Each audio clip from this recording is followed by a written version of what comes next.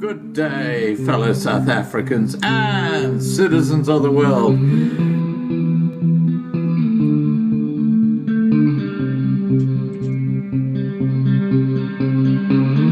I've been looking around for salvation. I've been looking around for the truth. All around me I see frustration, and I looked all over till I found you. I sit and listen to your stories,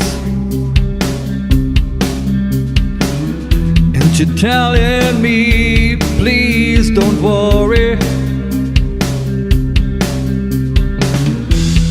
Lot in this world you should know, and love in life is where you should go. If you're looking for somewhere to go, if you're looking for someone to know, if you're looking for someone to guide you, then love in life will guide you.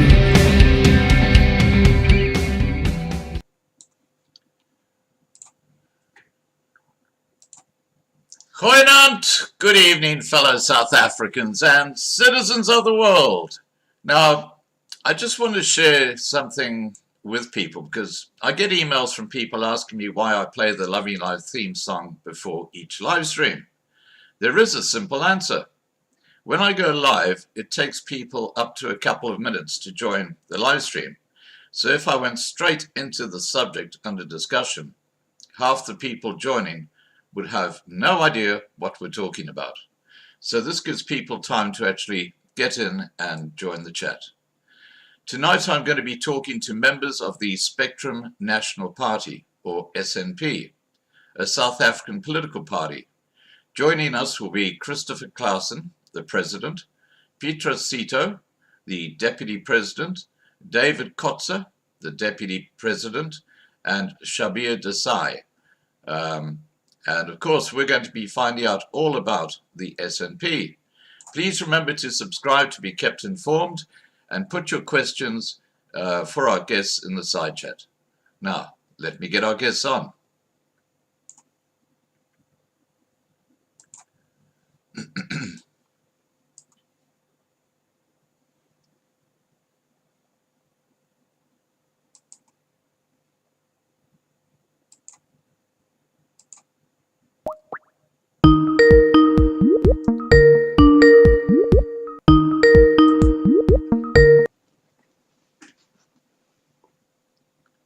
Hi, David. Hi there. Hi, Christopher. Hi, good day, Scott. How are you doing? Excellent, thank you. Excellent. Yeah, no, wonderful. Great sound, and the video is great quality as well, which is fantastic. Let me just get the other guests on. Give me a second. Yeah. Right.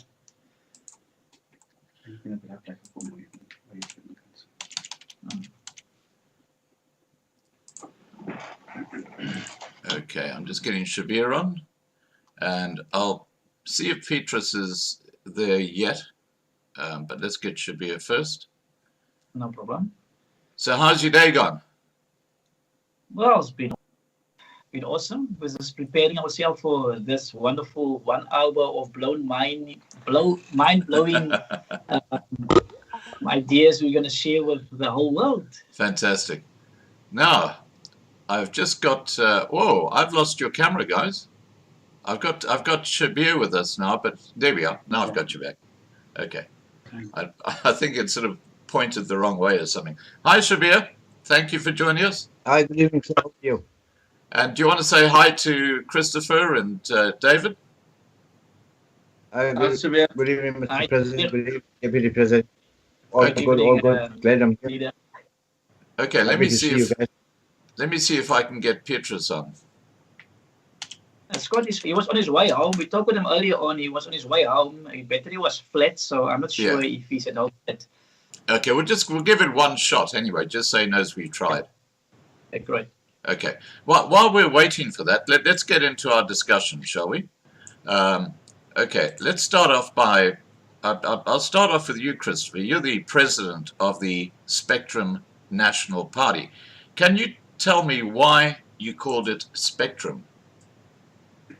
Yeah, Spectrum National Party is also the color that we symbolize is the colors of the rainbow, Right. symbolizing that we really South African is a diverse group of people in this beautiful country. And that is why we decided on this beautiful name, because we really want to be a true rainbow nation. Yes. Right. Now, what happened to the Rainbow Nation? Well, it's supposed Africa is supposed to be called a rainbow nation with the diversity we have in our country, but it is very proven that our existing government is just a reverse apartheid government, and we feel that this is not really a true rainbow nation. And when we talk about rainbow nation, we mean that everybody in this country should benefit equally. Right. Transparency and equality amongst the all race group of cultural groups in our country, which is not the case. We actually going back again to the old apartheid years in the plane of the struggle of Nelson Mandela in prison, sitting 27 years for a brighter South Africa, which is just reverse. And that's why we cannot call this really a true rainbow nation. Right. I totally agree with you, and we'll talk more about that later on this evening. Now, Christopher, you formed the Spectrum National Party. I'm going to call it SNP from now. What was your inspiration? What was your inspiration for actually setting it up? Scott, you know what? I was always sitting on a sideline and was always talking about this government. I've been at a few political parties. Started with the ANC those years, 1994, when I was still a young boy. Never really knew what was apartheid all about. I accepted it the way it was. From there, I wasn't happy with the ANC performance. I moved to DA, and from there to ACDP, and it seems to me that they couldn't really do anything about changing this country. And about 2 years ago, when my little boy was 7 years old to me, out of the blue, he just came to me and said, "Daddy, when you become the president of this country, you're going to take care of all the poor people of this country." And he blew my mind. And as a pastor, I said to God, why is this little boy of me telling me this? What is he trying to tell me? And suddenly, something just happened in the spiritual realm. And I shared this with a few of my friends, my pastor friends. I said to them, don't you think it's time that we start a new political party? But when we start a political party, it's going to be a completely different party and not just be any party like the existing political parties. Let us be completely different. And since that day, Scott, things have just changed. And when we started sharing the vision of Spectrum National Party, what we were going to do, everybody was suddenly interested because they feel it is time for a new government, a political party who believes in black, white, colored, and Indian run this country together. Equal benefits and equal rights, fairness and transparency. And since that time, we count people joining this party from all provinces in South Africa. And that is why I'm so excited to see that this is really the party for the future. Right. Now, just I got a question which came through, which is from Jan van Riebeck. The one is to blame for everything, okay? Jan van Riebeck is a good friend of the channel. Good. Now, he asked, if the SNP come in, will they abolish BBBEE? And I would like to add to that, would they also abolish race-based employment policies like BEE? Definitely. Scott, thank you, John, for the really powerful question, and I love it. And that's why Spectrum National Party was formed to get rid of it. It is that word BEE or triple BEE, it is a racism promotion word, in which means that only a certain culture or certain race group benefit. And we feel that if you are South African as a white person, you should benefit equally than the rest of the other race groups in our country. So unfortunately, we don't accept it, and we will not allow it. And when it comes to employment, unfortunately, private companies, they are allowed to employ whoever they want to employ, but when it comes to take over government, unfortunately, there are laws now, national laws that we cannot change now until we come in power, which will be maybe 2024. But for now, we will make sure that we employ equal rights. For example, if there's 1,000 jobs available, we will employ 33% blacks, and the same for whites, colored, and Indian. That is fairness, because why should one race benefit more than the other race? And I think if we're going to go starting this process, I think this country will be a fair and a transparent country. If I can add on that, Scott, I think that carry on, David. very important is that the right people get employed for the right job. That is our problem in South Africa. We've got so much specialized people in South Africa leaving South Africa because of the equality, not being fair. And we're losing people that can really make a difference to South Africa and the economical situation in South Africa and to government. Because if government was clever, they will employ the right people with the right people for ministers' posts and for whatever they need. But they're not doing that. They're just putting in their family and whoever they can find. As long as the person is black, then it's acceptable. Well, it's black privilege, actually, because it's normally a family member or something like that. Now, I just want to touch on something you said there, Christopher. You said, let's say there were 1,000 jobs going. It would be 33% for the white, 33% for the coloured, as an example, 33% for the African population. Wouldn't it be better if it was just based on competency?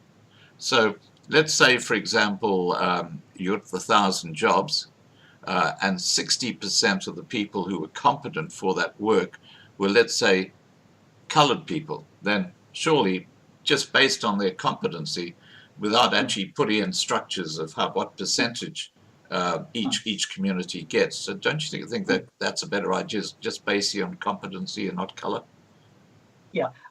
Scott, if you're going to go that route of one race group, as for irrespective if they got the qualifications, and we employ more of the specific race group, that is the existing problems that we have at this moment. That is the frustration that is coming in this country.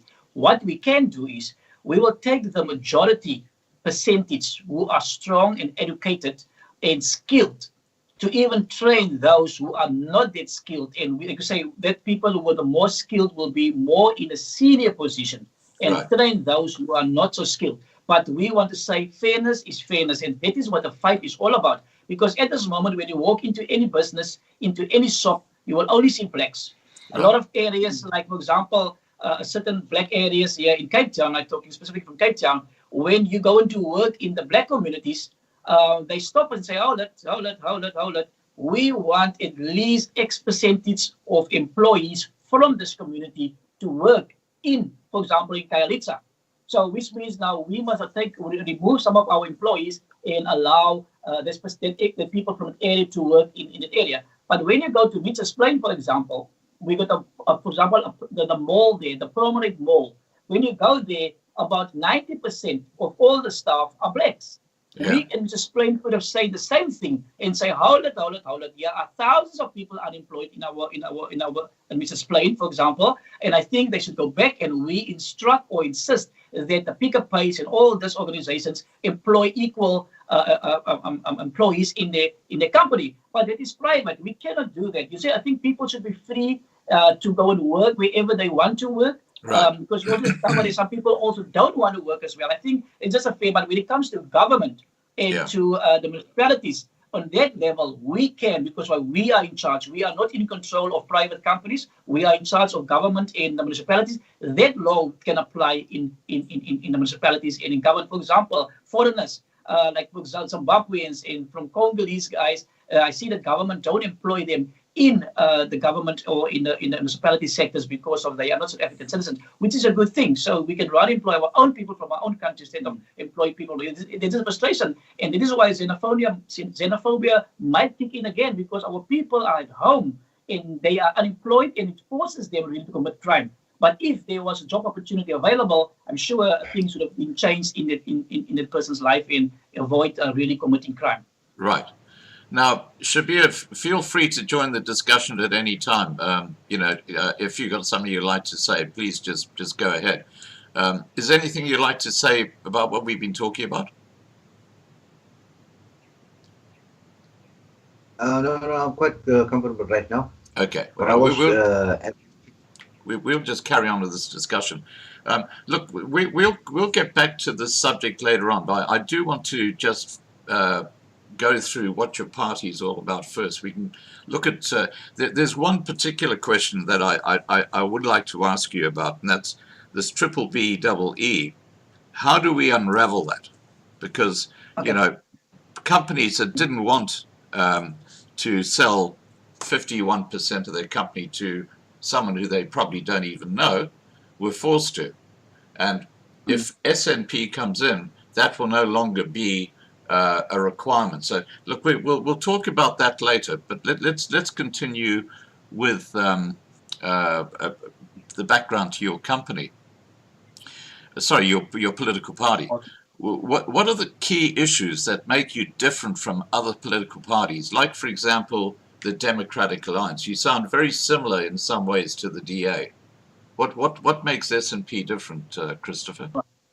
Right. Number one, there is no political party in the whole world. I'm not going to say in South Africa, I say in the whole world, who believes in all races should run the country together, which means equal rights and equal opportunities. I never heard anywhere in the world where there's a country running the country like that with all race groups, number one. Number two, we also include our youth, our disabled, and our elderly on all our executive structures, which means that you will notice in a lot of political parties, they have a youth league, but where are they? You don't see any youth member in parliament. You don't see any youth member even as a deputy mayor. Spectrum as a party also believe, myself as a colored president, we also have a policy where we say that I will also have, or we actually have also 4 deputy presidents in our party. With every municipality, we also have 4 deputy mayors. For example, if you take on Johannesburg, for example, we in Johannesburg is one of our municipalities where the executive mayor candidate is black, and then the white is the first deputy mayor. So when they win the municipality, it will be the black deputy mayor, and also the white deputy mayor will be the first deputy mayor there. But what about the other 3 deputy mayors now? Because why the laws don't allow 4 deputy mayors. Spectrum will change that when we get in power and take over this country. So we make amendments to that laws. So what are we going to do with the 3 deputy mayors now? The other colored, Indian, and the other black deputy mayor. What we will do with them, we're going to put them into director's positions or senior positions in the municipality. But when we get in power, then we will make funds available for them. Why we have that 4 deputy mayors in there? So that they can represent their cultural group, to make sure that there is equality and transparency. And that is what the big fight is all about in our country, is certain people get jobs, and they are going to make sure there's no favoritism and that things will go the fair in a transparent way.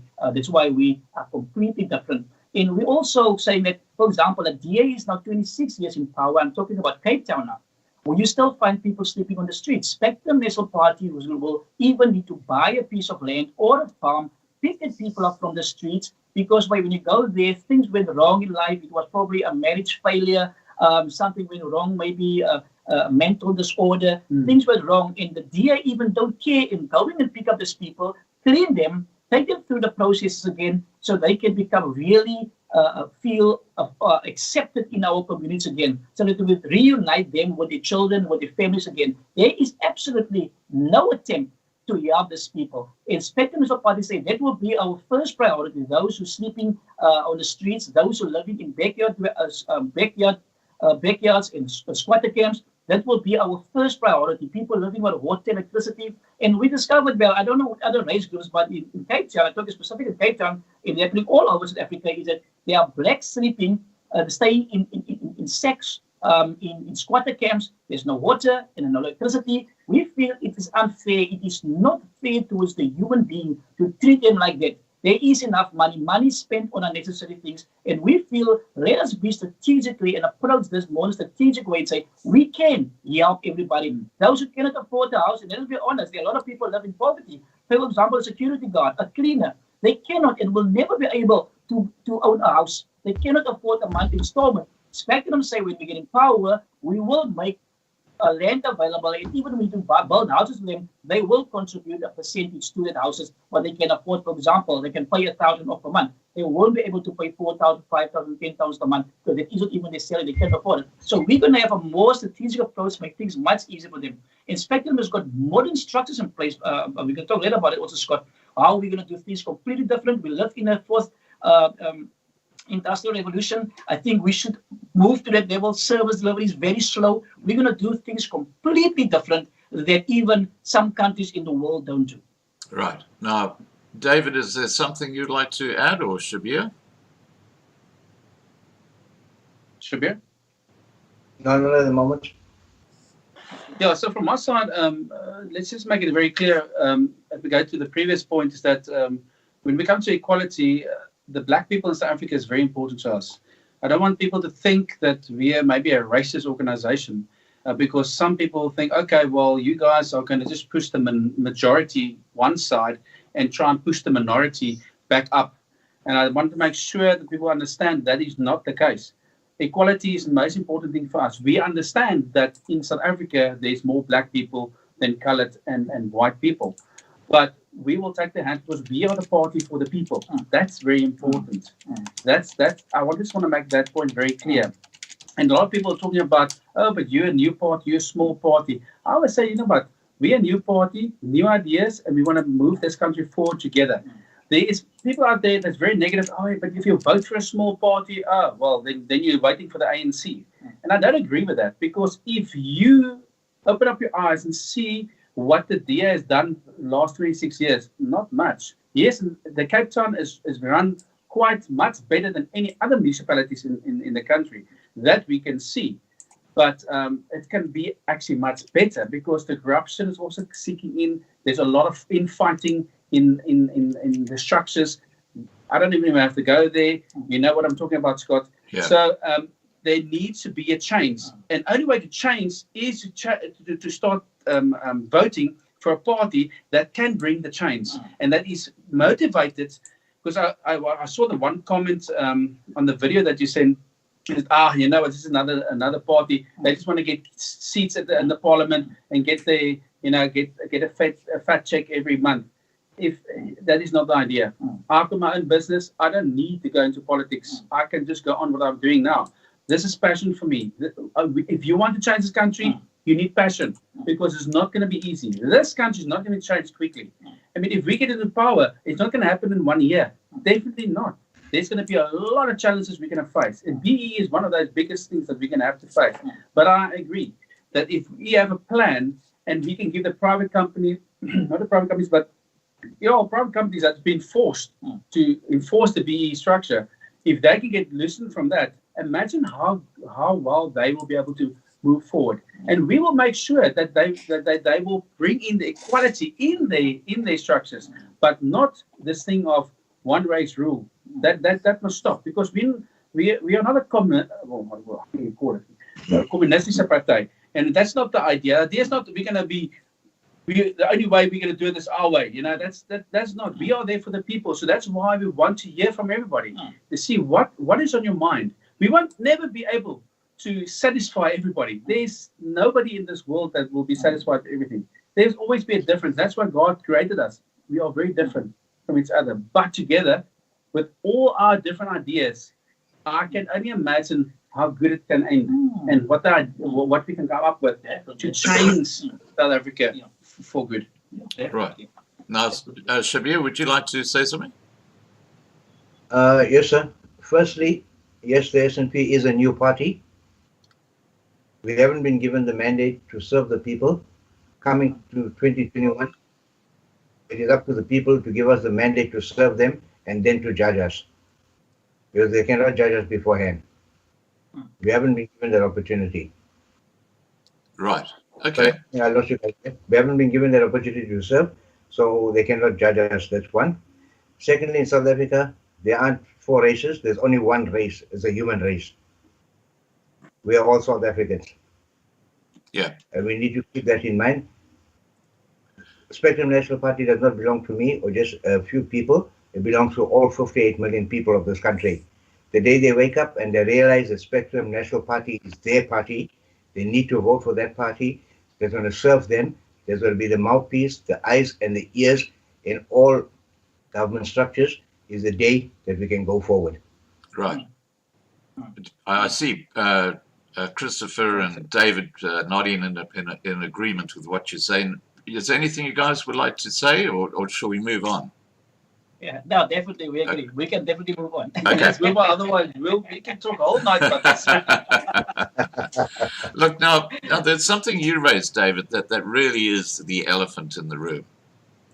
And Eddie has kind of touched on it. He says, how is SNP going to clean up all those useless government officials in state departments? And I would add to that, how are they going to sort out all the corruption that is taking place? Because it appears that the well-connected ANC members, what I call the black privileged, they seem to be above the law. They seem to be able to do anything and get away with it. And that is what's destroying the country, because they just feel like they are just above the law. So how do we sort that out, starting with you, Christopher? Okay, good. Number one, political, with so much power, number one is ANC is the ruling party in South Africa, right? Which means we expect them to take over this country. All of them need to leave their offices, number one. We will appoint our own capable, competent people in their positions. Right. For example, like EFF. You know what EFF is doing? I don't know what is there that must still come out.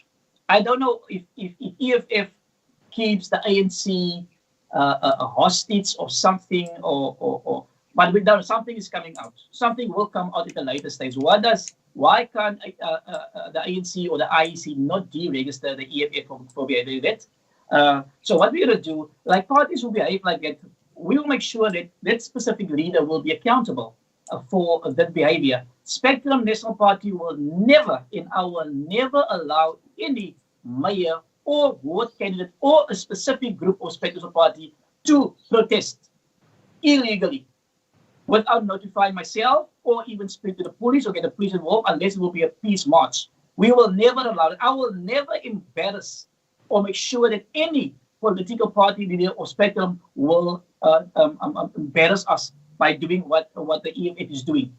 EFF is supposed to make sure that we call a meeting, sit around a table, and sort and deal things out. For example, the Brackenfell situation. Why did they need to go to the Brackenfell and protest there while children are writing their final exams? Couldn't they approach the education department, sit around table, say we are not happy with it, and let the law take its course? But to go on like that, burn down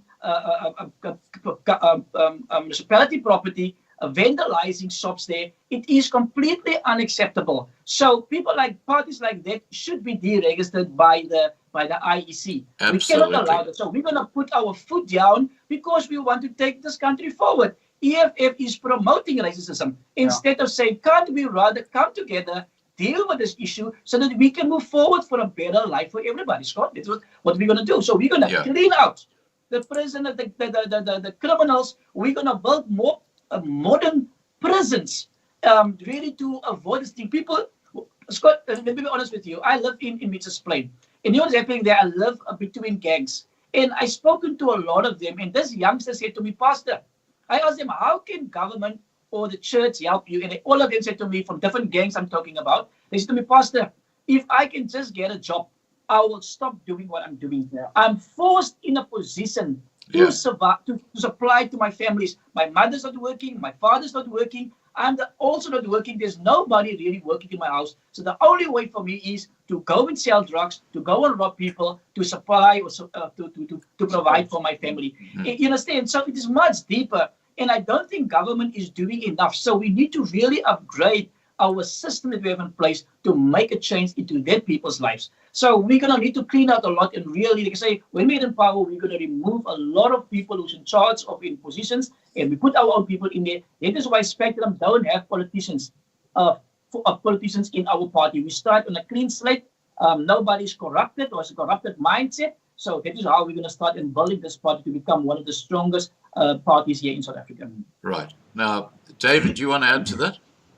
Yeah, the elephant, in the room is the only way to get rid of the elephant is to eat it bit by bit. You know, it takes time. Yeah. So I want to really ask South Africans, and I'm talking about all South Africans, to start thinking about voting again, because there's a lot of people that's not voting anymore, that's given up. And I speak to the white people directly, because I know a lot of them have told me, I'm done voting because we're not going to get anywhere. This country's never going to be better. We might just sitting here, hiding in our rooms and doing whatever we need to do to survive. I think that needs to change. That attitude needs to change, because there can be a difference. We can make a difference. But only if everybody stands up, not just the white people, but the colored people are exactly at the same place. Am I right? Yeah, definitely. They also stopped voting. I mean, and then the black people, obviously, there's a lot of people, they also stopped voting, because I must say, even if the ANC is in control of this country, do you think the black people in South Africa are happy with the ANC? Definitely not. All this corruption, we're talking about corruption. You asked the thing, how are we going to get rid of corruptions within municipalities, all those things? Yes, when we get into power, we can do something about it. But if we don't get into power, we can do nothing about it. So South Africa, what are you going to do? You need to make a choice to choose a party that's going to go out there for the people and get rid of all this corruption. And, you know, let's just call it like it is. Ace Makashula is one of your favorite people you speak about a lot. I'm sure it's got to talk a lot about him. Now, I see that he's got bail for 200,000. Now I think to myself, 200,000 is like 10 rand, you know, for me, you know, for him. Yeah, because of all the money but he's even stolen. 10 rand is nothing. If you know how much money is made and looted. Yeah. But why is it not removed from government? Why is when Ramaphosa said, if you're found for corruption and you have been accused of it and you actually been charged with it, you have to step down, get suspended. Nothing's happening. I'm just throwing the question out there. Well, So he's what a they lame actually duck say they're gonna president. do, That's why. they're not doing. He's a lame Sorry. duck president. That's why. You know, in fact, I believe there's going to be a vote of no confidence in him later this week with the ANC. So I think that's Ace Magashula coming home to bite. Now, Shabir, is there something you'd like to add to this discussion about corruption? Yeah, you see, the sad part is, due to the lack of political will of the ANC, there seems to be no accountability. And there's two laws running in South Africa. One for the selected elite black privilege, like you call them, and one for the layman, which is totally unfair, because the Constitution guarantees freedom of speech, freedom of movement, and all the other freedoms. But unfortunately, like I said, there's lack of accountability. And we at the Spectrum National Party, we believe in transparency and accountability. And God willing, once we, I don't like to use the word in power, because we're not in power, God is in power. We are servants, we're public servants, we're here to serve the public. At the end of the day, the public are our bosses, and once we answerable to our bosses, once we've received the mandate to serve them for a period of 5 years, we would like to bring about changes and to put this country back on track. Thank you. Right. Okay. Scott, Now- I want to add on there. Yeah, what please we're go going to do as a party when we take over this country, we're looking at the tender processes. I think I can't understand, number one, how does the SecGen of the ANC get involved with looting? How does, number one, what does he got to do with money, and how does he get the money? How does he have access to it? So Spectrum is going to look at the tender processes. It is where everything starts. We need to look at, we would like to get rid of the tendering processes. For example, Company A is the water bottling company. That's Company A. Company B is the tender, the person who received the tender. Right. Company C is SAA. So what Company B is doing is buying the water from Company A, sell that water to Company B for 5 rand. Company B sell the same bottle of water 5 rand to SAA for 25 rand. Yeah. What is Company B, the middleman, doing in between the two? Nothing. You He's a understand? Somebody is tenderpreneur. benefiting from it. So this is absolutely nonsense. Yeah. Why can't the government not have their own bottling water company?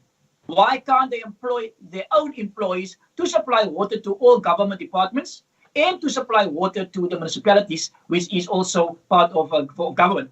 So there's no middleman. So government is losing millions of money paying it to one person who won the tender? Or why shouldn't they go into a cooperative approach and say only cooperatives with a minimum of 10 people becomes the owner of their tender who can benefit from it, but not only one person benefit from it. So we are looking at really get rid of the tender processes and rather employ people to work for government, open up our own factories so that they work directly for government, which means there is no opportunity for tender fraud. Right. Now, it's interesting. In the side chat here, there's a bit of a discussion about South African Airways. And I note that Praveen Gordhan has said that there won't be any white pilots. He actually said that. He said all the pilots are going to be black. Wow. And the discussion here is, and this is Jan van Riebeck, and you can understand Jan van Riebeck saying this. He said, no, one person in my family will fly with South African Airways, even if we get tickets for free. And Marlena said, I second that. So you got some interesting discussions happening in the side chat. Now, let's move on. Tell us about the SNP structure, right from the top going all the way down, Christopher. Right. Perfect, right. Let me start from the top. Myself is the president. I have my 4 deputy presidents, and we know what we're doing. From there, we have the same structure on national that we're going to have in provincial, which we're also having in municipalities as well. So I will have my 4 deputy presidents. Underneath will be our secretary general, 1 from each race group. Right. So there will be 4 secretaries. There will be 4 treasurers, 1 from each race group. So our party structure is set up like this, Scott, is it, for example, let's take it quickly. So our NEC, National Executive Committee of Council, we will have 80 members. And from the 80, there will be equally totals, like 20 black, 20 colored, 20 Indian, 20 white. Right. The same applies also to all our locals as well. Now, we haven't appointed our provincial executive council yet. We will only appoint our provincial executive council after the 21st election. Then we will see who has been committed during this mielection. And then we will ask all the municipalities to submit an application that they would like to apply to become a provincial executive council. So we might give privileges first to the mayors, which means that we will give the rest of the municipality an opportunity to take over that position of that mayor who's moving to provincial. And for you to move to provincial, you need to show yourself you are committed, you are faithful, you are skilled before you move to the provincial executive council. And for whoever, for you to get to the national executive council, you still need to prove as well that you are performing on a provincial before you can go to national. And from national, when I'm not going to be there one day, somebody from the national will be appointed to become the future president. So which means there's nobody who will come here, jump from somewhat direct to the national executive structure. You will start from the award executive. From the award executive, you will go to the municipality executive. From there, you will be elected to go to the provincial executive, and from there to the national executive before you really get or become the future president. So there's no quick getting in here because you got money that you will get a top position in our party. We are not going to work like this because why? You know what a lot of people are skilled and educated people are doing. They think they can just get in, sit backwards, and let some people do the work. Expect them to say, you work hard, and we will notice it, and obviously we will give an opportunity.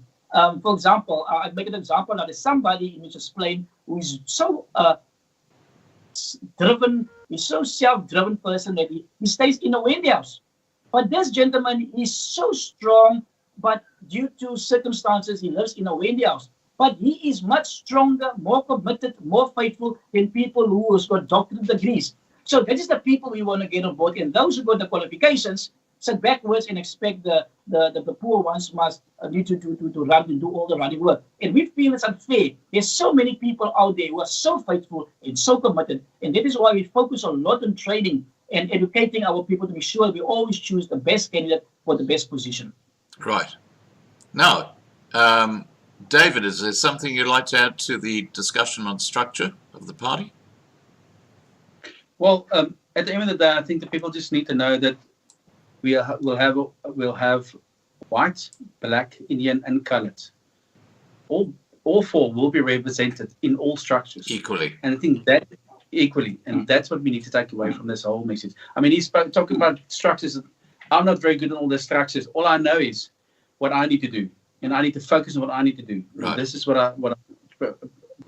I'm telling the people of South Africa. If we can work together, we can move and change this country. If we are not going to do that, we're not going to get anywhere. And we cannot just do it with a white party or a black party or parties that say they are multiracial, but they're not. Because if you look at the leadership, it doesn't show that. I don't want to say names. I'm sure you guys know who I'm talking about. So what we're actually saying about SNP, its unique selling proposition, if I can put it that way, or its USP, is that it's going to have 4 groups which represent the major racial groups, and they will have their own structures, and they'll all be equal underneath the president, who would be obviously you, Christopher. Now, Christopher, correct. you're a pastor, aren't you? That's correct, yes. That's Okay. correct. Because I've got another question here from Jan van Riebeck. He's been busy tonight. He says, That's good. I love it, Jan van Riebeck. Send it through. he says, is SNP a Christian party? And if so, will they put Christ back in the government?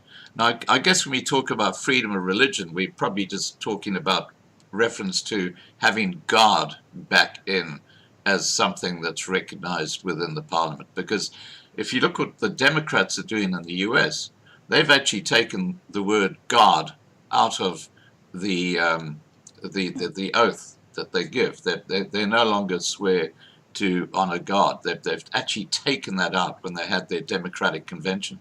So this question about bringing God back into government, is this something that you will do? Well, let me answer that one for the president.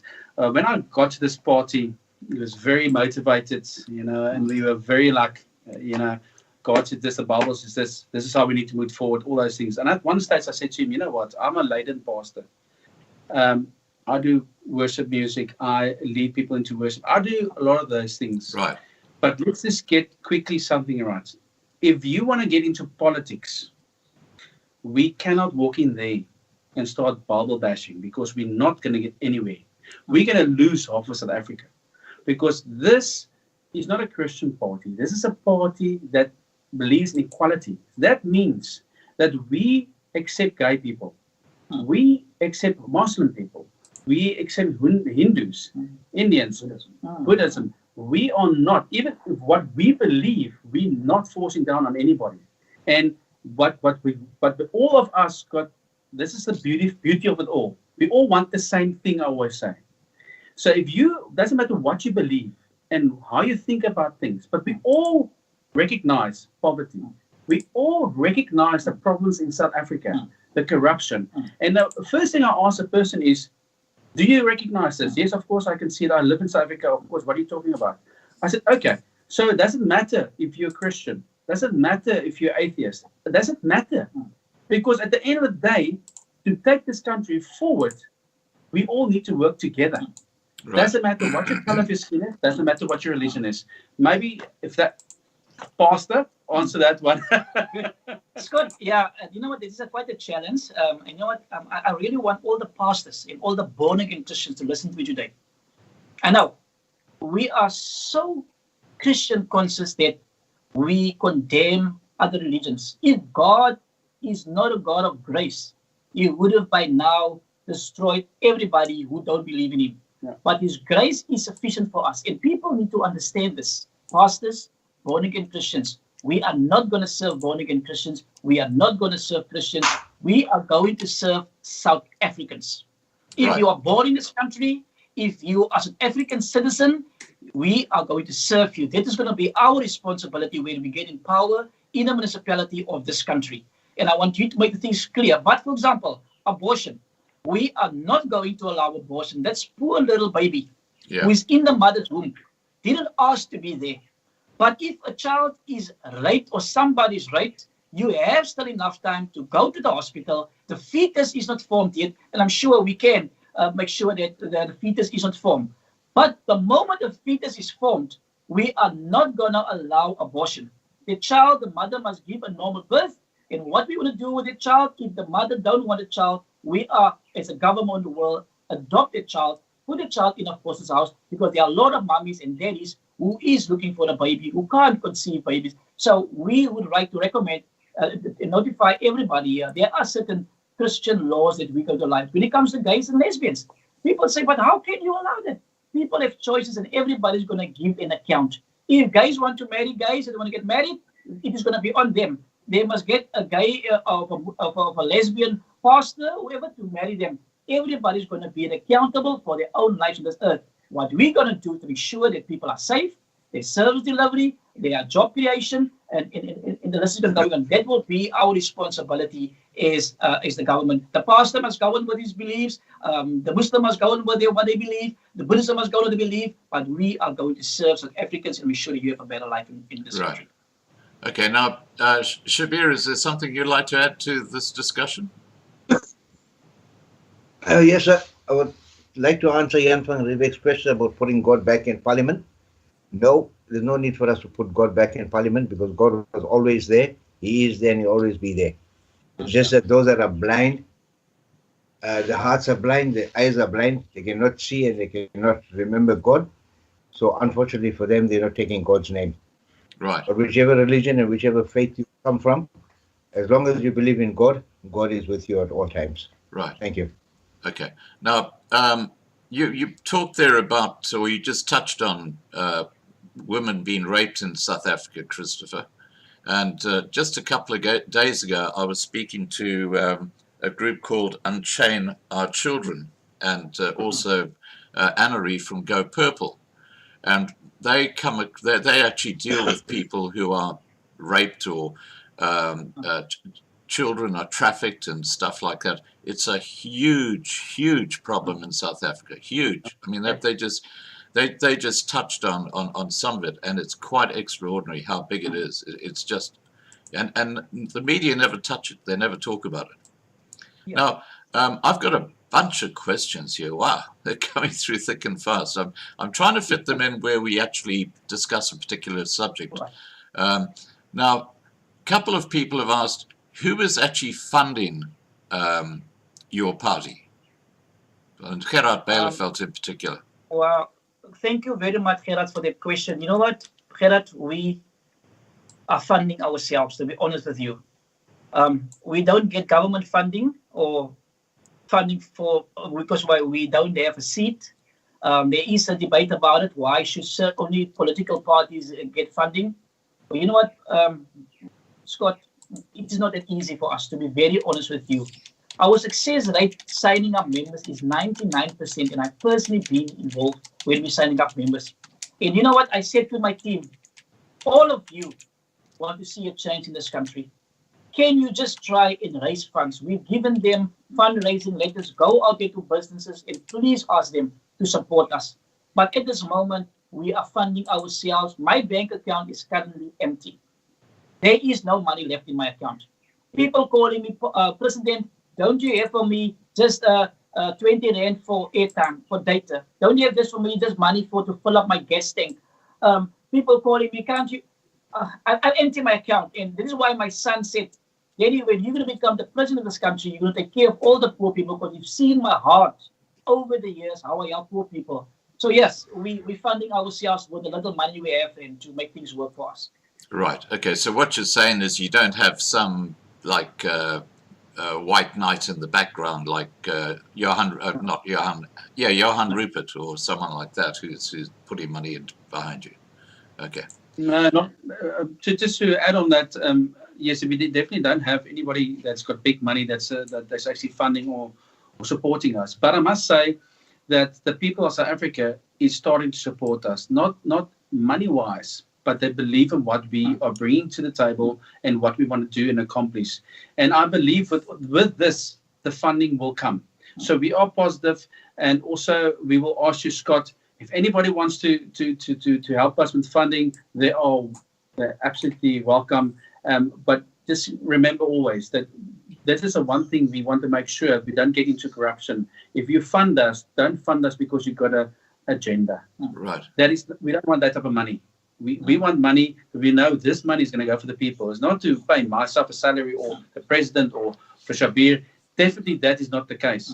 When we get in power, then there will be money in government to pay salaries and stuff like that. Yeah. This is what we're all about. We want, so we are open for funding, obviously, because we are struggling to go out there. But I must say, the people on the ground have been amazing, and they are committed, and we are moving. I mean, how many municipalities are we in now? We're now in 85 municipalities in Wow. 11 months. We are the fastest growing political party in South Africa, in all 9 provinces, in all 8 metropolitans. There is no political party has grown so fast like Spectrum National Party. That is why I say I think that Spectrum National Party will be the party of the future. We are structured, we are very organized, and we know we can change people's lives for good. Smart systems, modern systems. We live in the 21st century. We live in the 4th industrial revolution. We are just smart enough to change people's lives, Scott. We can do it, but we cannot do it without the people making the cross in that box. So far it's going very good. People joining us, black, white, colored, and Indian. And that must make Spectrum. That gives me the motivation to really drive this party forward. Like David on my side. Look, we are good friends. There is no problem. We don't have any racism issue. We love everybody. I don't like him more than Shabir. I like all of them the same. Whether you are a ward candidate or whether you're deputy president, everybody is equal when it comes to favoritism. Nobody is special to me. Right. Now, Shabir, is there something you'd like to add to that?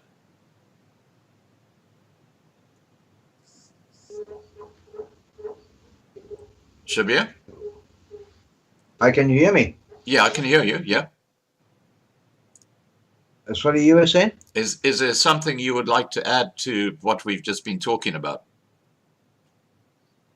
No, sir. No, Okay. sir. The president has covered it basically. All right. We'll continue on. Now, Eddie K has said, do the SNP have weird ideas like land grabs, BBE? Well, we've covered that. Relief funds for blacks only, and so on.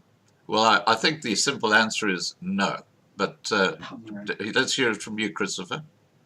Yeah, Scott. Regarding the land issue, it is a very sensitive issue. Also, you know what Spectrum said. We don't want to get ourselves involved. I'm speaking to a couple of Agri Forum leaders from KZN and also from the Western Cape. And what we decided, what we're going to do, we are not going to favor everybody of anybody, whether it is the people who said that land was stolen from their forefathers. We're going to leave it for now. What we're going to do when we take over this country, we're going to call these parties together, and then we're going to sit around the table and we're going to address it, because this thing is going on for too long.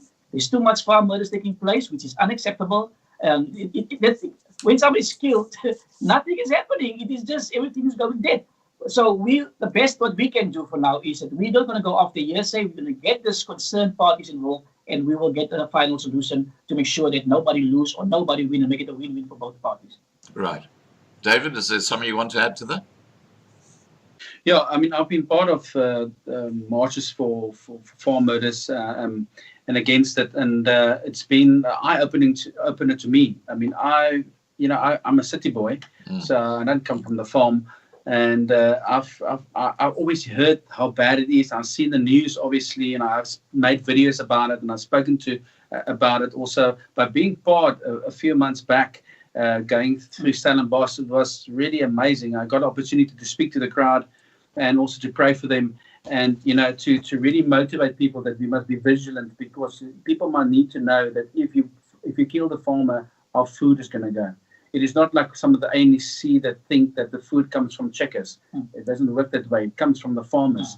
And I think that we need to start educating people that they can understand what is actually happening in this country, and not like the EFF that think everything is a racial thing, and think that because farmers that is white, they got privilege. So that's we can go kill them. I'm not saying that the EFF is killing the people. I can't say that, because I don't have any proof of that. But what I'm saying is they are motivating a group that's going out there and thinking they can take the law in their own hands. Spectrum National Party will not stand for it. You know what? When it comes to the land thing, just to add on it, is that there's been things that happened in the past that was not right. I acknowledge it. President acknowledged it. I think the whole country acknowledged it. But there's a way to go about this and sit around the table and sort this out. Because the way we're going on at the moment, or the way the ANC is handling it, the EFF is handling it, is just unacceptable. This is not how we're going to do it. That's why the people are getting frustrated and they're grabbing land and they're just doing what they want to do. There's no law. There's lawlessness in this country because we don't have a handle on the problem. Too lenient. The laws are too lenient. Yeah. Now, I just want to recognize we've got a number of SNP members who are who are watching the video, and some who've actually commented on the side chat. Thank you for joining us, guys. Please remember to subscribe to the Loving Life channel. We do have very interesting live streams most nights at 8 p.m. Johannesburg time. And okay, now I've just got a comment here from Charlotte Smith. Says, ask them please about the 666 in their logo. I didn't see a 666 in your logo. No.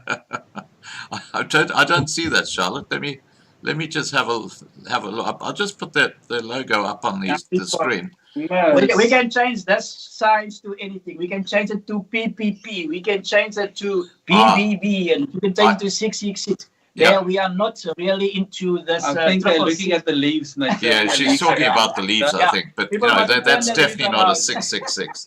I must say, Scott, one thing I picked up is one comment when you did the interview, or when you did the sending out the video of me and Christopher. Yeah. Somebody commented and said, "Oh, are you green people? No, are you the party for the green?" And I was laughing. I thought, this is what people come up with. I'm not trying to be bad. But everybody's got their own perception on things. That's what makes life so rich. We got a lot of things about. I got a lot of comments about national party because they say national party and it. Oh well, we're going back to apartheid. Where did you grow up? I mean, why are we not? We are a national party. We are in all provinces. Yeah, we said local party. We go LP or something. I don't know why people. Yeah, but I mean, maybe some people still live in the past. That's true. But we are definitely not the MP. Please, we're not the national. They're probably going to change also those words of SNP, make it their own words. So we know what we stand for. We will never win. In politics. Listen to what we're going to do. That's important. Don't worry about the name. I have to tell you what we call the EFF. Everything for free. That's true. Now, just talking about the land question, which you touched on there, Christopher. You know, one of the greatest bits of misinformation that goes out there is the suggestion that over 70% of the land in South Africa is owned by the white population. Now, quite simply, that's a load of crap. The white population own about 21% of the land in South Africa, and that is factually correct. And a lot of that land, about almost half of it, is in the Karoo areas, of very, very dry areas where, you know, it's almost impossible to farm. So you have to have a huge bit of land. You have to have a huge bit of land to actually make a living. Whereas the really good farmland, and I'm talking about places like in what used to be East Griqualand, those sort of areas, KwaZulu-Natal, Natal Midlands, a lot of that land is owned by the government. In fact, about 60% of the land is owned by the government. So what the government should be doing, the ANC I'm talking about, is they should be actually giving that land to people and leave the farmers alone. I mean, that's my comment on that. But do you have a thought on that? Scott, so what he's saying is when the whites stole the land, the government also stole land. Again, I had a very interesting discussion with Harry Boyens, who's a historian. Now, I'm a historian as well. I read the book Children of the Mist about the Griqua people. And Harry wrote a book called Amabulu, which is also about the history of South Africa. And we looked at the history from totally different perspectives. My book was about the Griqua people. And I've met the paramount chief of the Griquas, Alan Lafleur. I know Cecil Lafleur. I know basically the hierarchy amongst the Griquas around the country. But the reason I'm bringing this up is because when Harry was on my show just a few days ago, and we were talking about where the Africans came into South Africa, most of South Africa was not occupied by any African tribes when Jan van Riebeeck came into South Africa in 1652. In fact, right up until the 1800s, where the Fish River is, that was like the line in the sand between the Kotze and the white settlers. That's why you had the Kotze Wars, because that's where there was conflict between these two groups. But the rest of South Africa, like a loop heading towards Southwest Africa, the only people who lived there were the Khoi and the San people. And that's the factual side. So when you've got people like Malema and not that idiot, Ramaphosa, who's not much better, but when you've got people like that suggesting that the land was stolen from them, it's a lot of bullshit. Did you have a comment about that, Christopher? Well, can I just say something? Yeah, go ahead. Our history books has been changed, so the youngsters are learning a different history to what I learned and was taught, and that's worrying for me, because that is where they get to know what is South Africa about, how does it work, what happened in the history. I had history in school, and I know that there's a different history that's being taught, because when apartheid was over, and I'm glad it's over because it was a failed system and didn't work, and it really, I don't know, I really want to go into apartheid, but the thing is, now we are teaching our children the wrong thing, because we got our own ideas, but we're not really historically going back, like your clever people, Scott, yourself, and the other sir, knows all about this. I'm not a historian, not at all. But I mean, the stuff I was taught, maybe people turn around and say, oh, but you were taught in apartheid years, so you also taught the wrong thing. Can be. But, you know, the stuff that we were taught, I can still find today. Yeah. And what you're saying makes sense to me, because that's what I was taught. Yeah. So it's worrying at this stage. What are our children learning, and, you know, what's actually happening? Because now I agree. And then you've got people like Julius Malema inciting racial division. You know, that's not even from South Africa. Yeah, I mean, he's from Zimbabwe. What does he know from South Africa? Sure. It's quite a sensitive topic, Scott. You know what it is? I hear what the Khoi and the San people are saying. I hear what the farmers are saying. I say it's a very sensitive topic. You know what? We need to sit around table and deal with it. There's only three ways how we can deal with it. Number one, the Khoi take their land. That is one option. Then the farmers can have a problem with it. The farmers, they keep their land, then the Khoi got a problem with it. Government, we can say, okay, let's split the land halfway Khoi-san, halfway farmers. We'll be happy with it. If not, should government take all the land? There's actually the four options that is there. There isn't the other option. People would say, but no, this is our land. Where did people get the land from? Was it God's land? Or was it our land?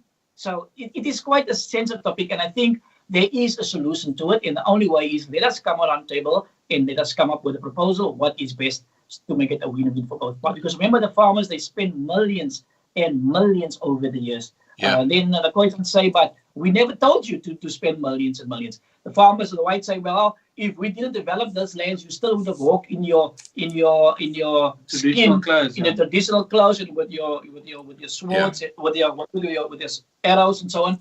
But we need to settle regarding it. Otherwise, we're just going to frustrate and upset some people here. And I think the best is, to be fair, is bring the parties together and get a win-win. Well, I'll give you a fifth option, and that is the 60% of land owned by the government should be dispersed amongst the people equally. That would fix the problem. That is a huge amount of land. I mean, and the government own that land.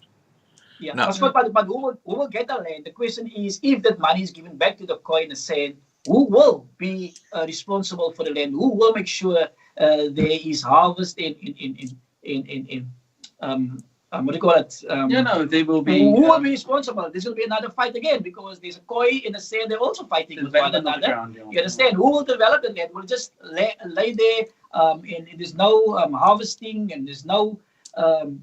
This could be another problem. It's no problem. Government can give it back to them, but what are you going to do with it? I would rather say, let us stay government land. Let us really develop that land into, call it modern agriculture.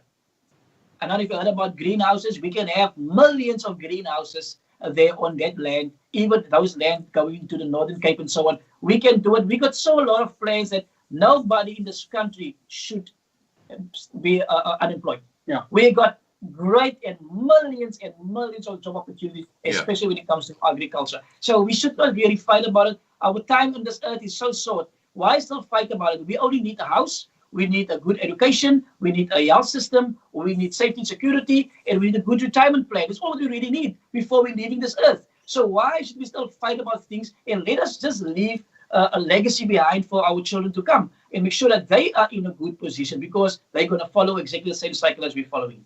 Okay, well, I'll tell you what the elephant in the room is with land and the farms, okay? I've heard this firsthand from farmers who are in the Free State. The issue is that until a few years ago, the valuation on their land was something like 80,000 rand per hectare, or about 40,000 rand approximately per acre. And because of the high valuation, they were able to get loans to cover, producing the food and, basically the whole cost of farming. Now, since Ramaphosa and Malema came up with the expropriation without compensation, what the banks have done is they've reduced the value of that same land to just 30,000 rand per hectare, or 15,000 rand per acre. Now, because of the size of the loans a lot of these farmers got when the valuation was much higher, they are now technically bankrupt. And banks like First National Bank are actually kicking farmers off their land. Bultfontein is a perfect example. There's a farmer there who he's a channel hero. He's a Loving Life channel hero. Incredibly generous guy, who the First National Bank are forcing off his land because of this valuation issue, which has resulted from, doubts about what's going to happen to that land in the future. It's not their fault. And the banks are absolutely mercenary. They're just saying, that's your problem. You've got to pay back your debt. So there's a huge elephant in the room there when it comes to our farmers. Now, the other side of this is that you've got these huge commercial farms in the United States of America that are just waiting for a whole lot of farms in an area to go for sale. They'll buy the whole lot, and then they'll start, using their mechanized ways. They won't have any farm laborers because everything is mechanized. They've got a huge amount of money behind them. And your traditional farmers in South Africa will disappear. And then you're going to be beholden to these foreign-owned commercial farming entities who will be producing probably most of the maize and the wheat and stuff like that in South Africa. And they have the option then to actually ship it back to America if they want. They won't have any interest in South Africa. This is a huge elephant that's unfolding right now in South Africa, just so you're aware of that. Do you have any comments about what I've just said? Yeah, I must say something that, the problem is the ANC. They make decisions like that, but they don't look further. They don't see what's going to happen in 10 years from now. What you're talking about is something that's going to happen 5 to 10 years from now. But be certain it's going to happen if this is going to be the case. But, they do this because I think they're going to benefit their own people.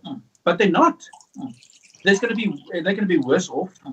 And this, what you're saying now, is not being told to them. The ANC is not talking about it. They're not. That's the same with China and all these guys coming into South Africa. The loans we're making, there will be a knock on the door one of these days and say, South Africa, pay up. You owe us billions. Oh, you're not going to pay it? Well, then we're going to do the next thing. We don't have an army. We cannot stand up for ourselves. We're a small country against these mega countries. But they're not thinking that way. They're thinking for today, and that's it. It's like, I'll explain. I'm in the building trade. So I've got a lot of laborers that work for me.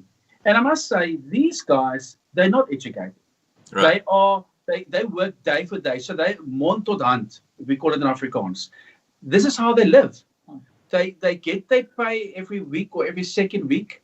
And that's it. They will never make money. They will never be prosperous because what they do is they take the money, they eat and they drink, and that's it. End of the story. Yeah. This is the problem we got. The Africans in South Africa think most mainly like that. They don't think what's going to happen tomorrow. They're only living for today. And that is the problem. We need to show them the future, what they are busy with. And like the president said, the legacy. What legacy are they going to leave for their children? Yeah. Nothing. The way that the EFF and Julius Malema is going on, there will be destruction. We will end up like Zimbabwe. And everybody says, you always say that. But it is the truth. Because we are moving slowly but surely there.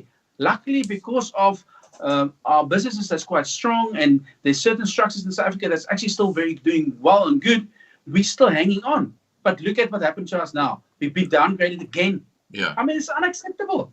We need to make a change. Now, I get so frustrated with people saying, things are so bad in South Africa. There's no hope for us. And I go, but if you've got that attitude, we're never going to go anywhere. Right. Stand up, do something about it, vote, get people in power that can make a difference. All politicians are corrupt. Yes, unfortunately, that is true. Most of them are, because that's how they've been molded. But if we come in, that's not politicians, we're business people. I don't want to get into America. I love talking about America, the Democrats and the Republicans. That's a whole new subject. I don't care whoever but say. People can say what they want to say about Trump, but he's a businessman, and the way he thought about things, what did he do? He did things for the people. Yes, he's made mistakes. Yeah. He's got a weird way of doing things, but he gets things done. And then people still criticize him. But at least the people say, thank you very much for bringing the taxes down. Thank you very much for giving us more jobs. Thank you for all those things, because that is what's important. Our job situation in this country is a problem. And people coming in from all over the country and all the world, coming into South Africa, from Africa down to us, are taking our jobs. And we're standing here and saying, we need to look after them. We've got a human right to look after them. And I go, yes, I do agree. I'm not insensitive for people that don't have something that's poor, that's coming from different African countries. But hey, can we just look at our own people for now? We will be able to get to the point where we can reach out to people in Africa that really needs. But we are going down, and we're taking them with us, because we're all going to go down. Yeah. Right. And they're actually pushing us further down, faster down. I get upset. Yeah, I get excited. Now, Shabir, is there something you'd like to add to that? Did you ask me or that? Yes, sir. The thing is, sorry, carry on. Yeah, carry on. Okay, now the thing is with the land, the way I look at it, is just a few. It's a minority among the blacks that are harping about the land. Most of them are all working class people. They just need to work and earn an income. Right. There's a few troublemakers that are harping about the land. Not the majority, as far as I know, not the majority of them want the land. They are not farmers. They're not interested in the land. Yeah. They need to work. They need to build their life. They need to succeed in this world. They need to have food. And you raised a very interesting point, because when they did a survey on what other things that concern people, and the number one thing was jobs. And right at the bottom of the list was land. It wasn't an issue. The politicians have made an issue. Now, I want to raise something that you talked about, David, which is very, very interesting. You said that your workers in your company don't appear to worry about tomorrow or the next day. They just live for the moment. Now, I had a very interesting discussion a few months ago with a woman who basically has studied Zulu. Okay, she knows Zulu, just every single word that is in Zulu. And one of the things that she said that hit me like a stone was that she said the problem with the Zulu language is that it is missing so many of these key words like maintenance. There is no understanding in the Zulu language of maintenance. In fact, it's used for a different thing, which is kind of, there is no understanding. And when you think about when you grow up and you have a language, let's take English, for example. It's a very complex language. It basically covers things like thinking into the future, maintenance. It's got all those key words. We understand about this stuff because it's in our language. Now, when you have a language that is deficient and doesn't talk about these things, you have no understanding about these things. And that is why I believe a large percentage, it's not cultural, it's actually a failure within that language to actually address that particular issue. And it's a very, very interesting point, because think about it. If you'd never heard what a UFO was, and you saw a UFO, you'd say, what the heck is that? But because we know it's a UFO, and if the UFOs were there but you didn't see them, and you had no understanding there were things such as UFOs, it wouldn't be part of your thought process. You'd never be thinking about it. And that's where these deficiencies come into languages like Zulu. Back to you, David. Yes, I think I thank you for that point. That is actually that makes actually sense, because there's a breach in language. I speak a certain way. They do understand a little bit of Afrikaans, some of them. Some of them only know a little bit of English, and some of them they actually can't speak any other language than Kotze or Zulu or Sitho. Now, I've got a few Sithos also living with me, not living with me, working with me. And I do agree. Sometimes I have to explain something, and I have to explain it again and explain it again. It's not because they're too dumb to understand. It's not that. It's that language barrier that they don't. So I must be very patient and explain. Yeah. And I get my message through, because I agree 100%. I do agree with what you're saying. It's actually a shame that point that you've made, that's something to think about. And as South Africans, we need to make sure, because I think that's why there's problems in government also. Yeah. Because there's a language barrier. Eskom. Look at Eskom. Classic case, no maintenance. Yeah. It's pathetic. Yeah, that's true. But now there's a white guy in charge. I don't know if he's better or not. We don't know. We hope for the best. We hope for the best. What we can say, and it's not because he's white. It's just maybe the language will be better if you think about it. Yeah. Now I want to say something else, and this is maybe going to shock a few people, and I'm maybe going to move the conversation somewhere else, but. I spoke to my older black people that works for me, and I said to them, "Look, tell me quickly. You were there in the apartheid times, and I only grew up here. They're a bit older than me, right? And I said, what was the best time for you? We're looking at apartheid and where we now." And they'll go straight up and say to me, "You know what? Apartheid was better." And I said, "How can you say that?" He says, "No, there's one reason why I say this, or two reasons. First of all, there was work. And second thing was, we were safe in our homes." And I said, "What?" He says, "Yes, we are not safe. We are living in these areas, in this situation. We're living in all those shacks and stuff. We cannot go out at night at our houses. It's a problem." Now, please don't get me wrong. I'm not trying to be racist or anything and saying that apartheid was better than now. That's not what I'm saying. What I'm trying to say is there were systems in place in apartheid times that worked for everybody. Yeah. But obviously, there's a lot that didn't work. But the point is, I'm not talking about power here now. I'm not talking about, if black power and white power. I'm talking about basic needs of people. Work and security. I mean, if you are safe at home, then you're happy. If you know you've got a job you can go to, you can have food and feed your family, that's great. And that's what we're talking about. And it was, many years back, I actually asked that question. And today, I did ask it after a few years again, and I got the same answer back. Right. So it tells me that the black people, the older black people, know what there was good times, and they know what the promise is now. That's why I think the ANC is going to fall very sooner than later. I think they're going to fracture. Yeah, I think it's the time. I have to tell you, David, that I agree with you fully. I speak to a lot of people on this channel, and the elder Africans, they actually wish we were back in pre-1994 because of the insecurity, the crime that's happening. It's impacting them tremendously as well, and the lack of policing. you know, this whole issue is just absolutely out of control. I call South Africa the gangster state because it is in such a bad condition. Bad condition. Yeah. Old Ace. Oh, jeez, Ace Magashula. Yeah, that's a problem. But look, I think everybody gets his day in court, and hopefully his day's come. But we'll see what. Well, happens I want to from see there. his days behind bars. Now, That will bring change in South Africa. Something like that will say we have had enough about corruption. what you know would be the best part of that is he would sing like a canary, and he would take everybody else down with him. He would sing like a canary. I That's was it. hoping that Zuma was going to do that. But now Zuma doesn't want to come in front of the Zondo Commission because he thinks he is still the president and he can do whatever he wants to do. Well, he's going to be arrested now.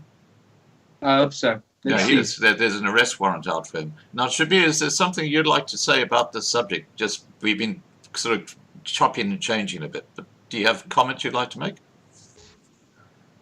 Yeah, we're talking about apartheid. The thing is, a lot of people fail to understand that apartheid was basically separate development. Yeah, it was. Unfortunately, all the races weren't developed at the same rate. The whites obviously were privileged, for want of a better word. Their development was much faster. The blacks were developed at a much slower rate.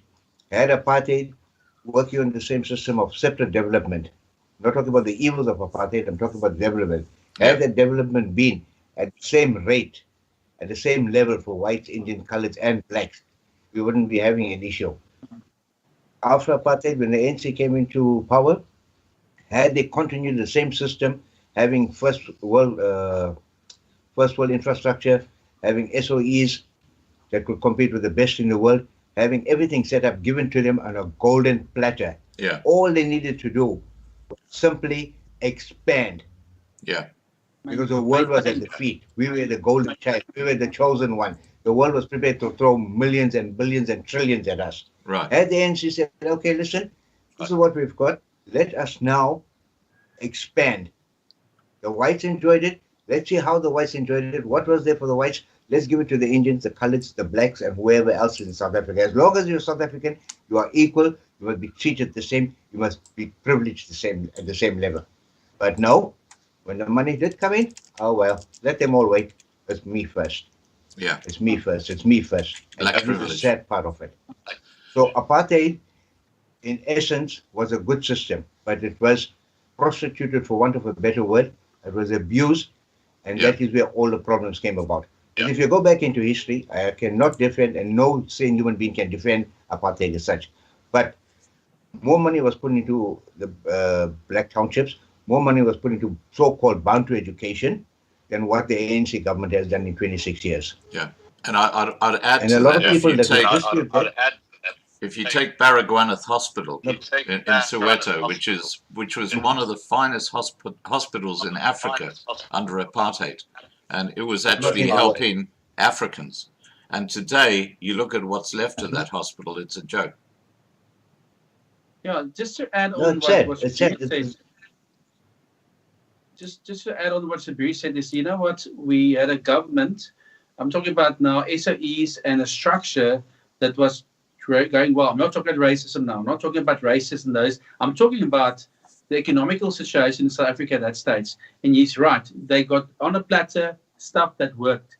Not perfectly, but it worked well. But I think we expected far too much from the ANC government to just walk in there and be able to manage it. Because as you said, there's this language barrier. Maintaining is not even in that Xhosa Zulu type of word. I think that's where the problem came in. And obviously, yes, being No greedy understanding is of it. a natural thing. It's understanding. The problem is the transition had to be better. I know it's easy to say it now, but I mean they should have known that the clever people. I was just coming out of high school at that stage. What did I know about any politics and how it's going to work? But those guys should have known the ability and the things that the ANC is going to struggle with. Why did they not take their hands and try to say, listen, guys, let's help you get through that? I know maybe that was the idea of the MP or I don't know. I wasn't there. I wouldn't know. But yes, the ANC itself should have known. Wait a minute. We've received South They were given a Africa huge don't know what to gift. do with it. Yeah, How are we gonna make sure it gets run properly? yeah, We failed. Maybe the old government failed the ANC also by not helping them. But then again, the ANC maybe said, I don't want help. We'll do it my way. I don't know. Maybe Scott, you'll know more about that than me, but that's the problem. I'm frustrated because that happened. This country could still be, let me put it this way. I've been in Australia. I've been in Melbourne. I know what Australia looks like. You're from Australia. yeah. It's a beautiful country. Everything works. I've been in Ukraine. They say there's a third world country. I walk into Ukraine and I go, is this a third world country? Because that doesn't really make sense. I know they live in different type of buildings. They've got a lot of big flats they live in. So there's a bit different there from other places I've been. But public transport is working perfectly. Their trains are working perfectly. And they are a third world country. Then we come to our third world country and I go, we're not even close to it. I've been in America twice. I've seen how they operate. I mean, we are so far behind. We look at the structure and what the government should have kept in place, like Transnet or PRAS or whatever you want to call it, SAA. I mean, there's big things. I mean, we had the best electrical, or Eskom was the best, what do we call it? As far as I understand, one of the best in the world when it comes to the way we've, how can I say it? The way that it was run, Eskom was run, and it's gone to pieces. And I go, this is really bad. We really need somebody to come in and change this thing. Not somebody, but the South Africans and all South Africans and Africans. We need to make a change. And the only way we're going to do it is doing it together and start voting the way we need to vote. And not vote for colour, but vote for change. That's correct. Well, I have to tell you, can I just quickly just add on what David said? David, what Dudu Myeni did to South African Airways is absolutely shocking. I mean, that's a perfect example of what we're talking about. Just a cadre, an ANC cadre, has absolutely no idea what she's doing, and put in charge of an airline like South African Airways. Absolutely disgusting. Sorry, Christopher, over to you. Yeah. Scott, Spectrum is really going to come up. We're going to blow this country. We're going to blow this country, taking this country to a completely first world country. Right. We have the ability to do it. We have the skill to do it. We're going to do it together, black, white, colored, Indian. If Mr. Cyril Ramaphosa, from his 5 billion rand, can just take 1 billion and just build from that 1 billion, he can build at least 10,000 houses of 100,000 per house. He can just do it and be such a good president while he see his own black people struggling and living in squatter camps. 10,000 houses he can build for these people in Khayelitsha. His brother-in-law, Motsepe, he can take from his 35 billion. And if I take the 10 billion, let's make it quickly, he takes maybe 10 billion from his 35 billion. And if I times that with 10, he can build 1 million houses. He can even build for the poor people. Right. You know what? They are so greedy to make more money, to become famous, and to be top on the South African list for the top 10 billionaires. While their own people, they are struggling. Inspector them say, we really want to bring an end to this nonsense now. We want to be a party for the people. For example, our former president, Jacob Zuma, why does he want to be rich? Even when he retires or whenever, he will still get a salary of about probably 150,000 for the rest of his life. How much money does he really need to live? Yeah. Why must he still become stealing money to become rich? Spectrum is going to change the whole structure, the whole system, and make sure that everybody in this country has a house. We will make houses affordable for people so they can afford it, be under a roof. We're going to create jobs. We're going to make sure that our health system and our education system, why should government pay our elderly people? Why do they have to pay them every month 1,800 rand? They cannot even afford it. Why they haven't started a new system the moment when you leave school and you start working? There should be a special deduction from your salary. It will cover you. It will grow in interest. The day when you retire, you don't need to stress about anything about money. Your money will grow, and government don't need to pay for you when you retire one day. So there's 1 million children born in this country, which means every year there is 1 million children finishing school, go and look for a job which they can't find because there is no jobs available. So which means how many of the million children become unemployed? How many of the children start becoming gangsters? So it is a disgrace, and it's very clear that they have no plan to take this country to a first world country. Spectrum wants to take this country within 10 to 15 years to a first world country. Everybody lives in a house, everybody's working electricity, and make sure that our health system and our education system is upgraded, because why it is very, very poor. So we're going to make sure of that, but we cannot do it. And people, they are crying for help. They're praying. Our pastors are praying for help. And I said to the pastors, let us work together. Now people running to other political parties for some reason, for own benefit, and say, come on, let's join Spectrum Party. Let's do this thing together for a brighter future, not for me alone, but for everybody. And let us have sustainable systems in place to make sure that we have systems in place that will change our lives for good. And Scott, I think if we can do that, all the new parties, you can see there's a lot of parties formed now, and everybody's talking about the same things. Homeless, they talk about corruption and crime and all this nonsense. Nobody's coming up with a modern structure, a modern system to take this country forward. So Spectrum Party is the only party in South Africa who can take this country forward, and we will prove it to them. The moment we're going to win a municipality, we're going to develop that municipality into a first-class municipality that people can say, wow, if we're going to do it and we're going to show South Africa what we're really going to do, we're going to blow people's minds how we're going to do it. We're going to really go very, very professionally in modern winning when we win a municipality now. Okay, fantastic. Look, I've got to tell you a couple of things you said there that I'd like to just talk about. The first is that I read the other day that ex-ministers, I'm talking about members of the ANC, in the last 2 years have spent 47 million rand on business class airfares. You know, that is an incredible waste of money. Now, on a totally different subject, have you heard of Michael Tellinger? No. Okay, Michael Tellinger is developing what he calls the town. It's a whole new concept of how towns can actually almost become independent, and how the community don't have to pay rates.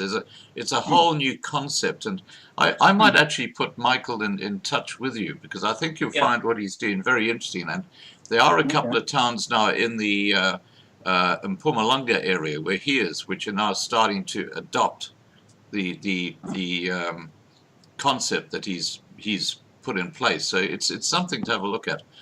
Remind me later, and I'll get Michael. I'll just make a note here. Michael Tellinger. Okay. I think something to understand also is that we are not saying we know everything. We are happy to get people to come in and say, listen, we've got a skill. Let me tell you something, how we can change this and change that for the better. I mean, that is what we need.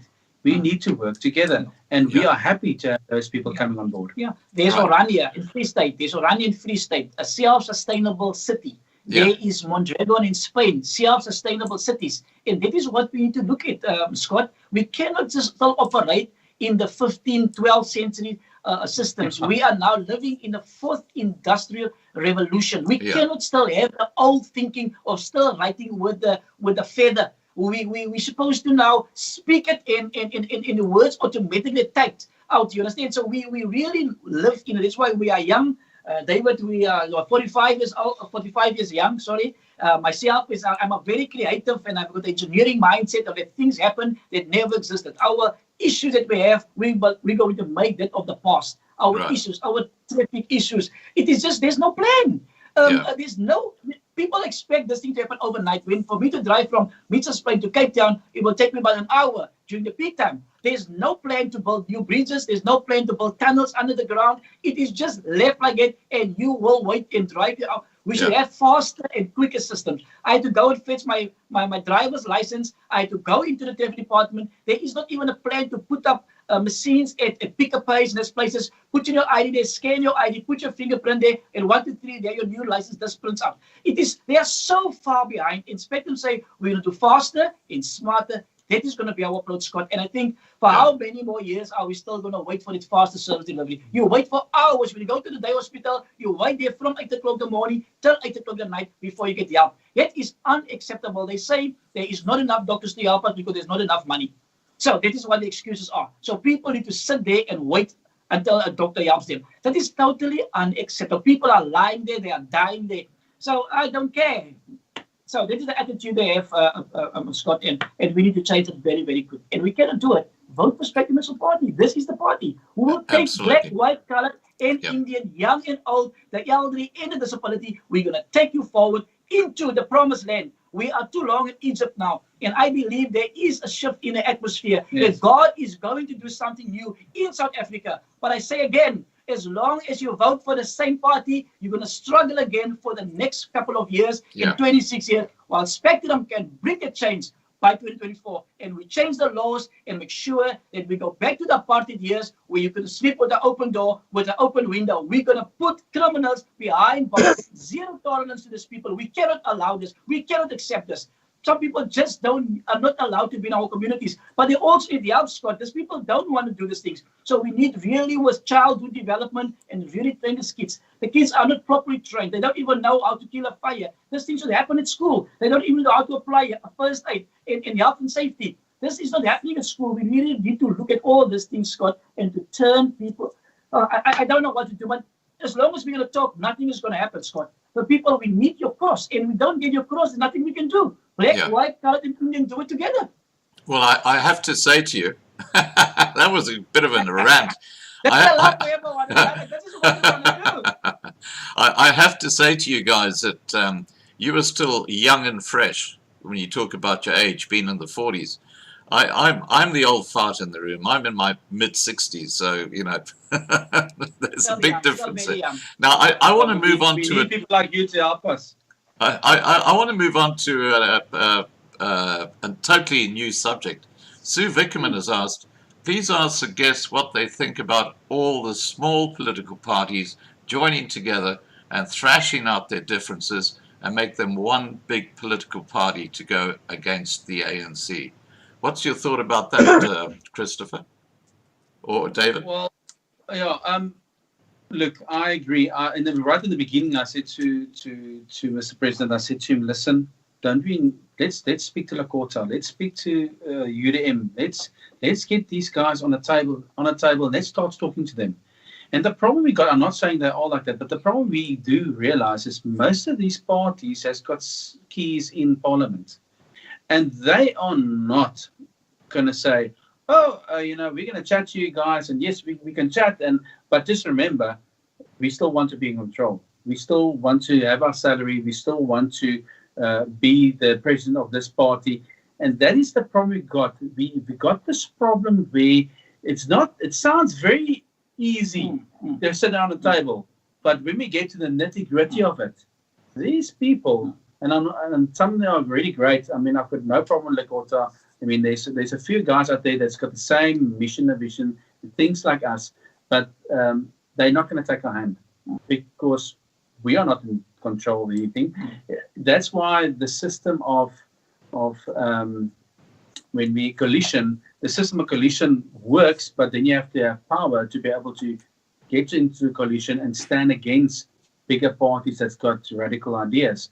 But we are very much open for it. Yeah, very much open for it to sit around the table and say, let's form one party.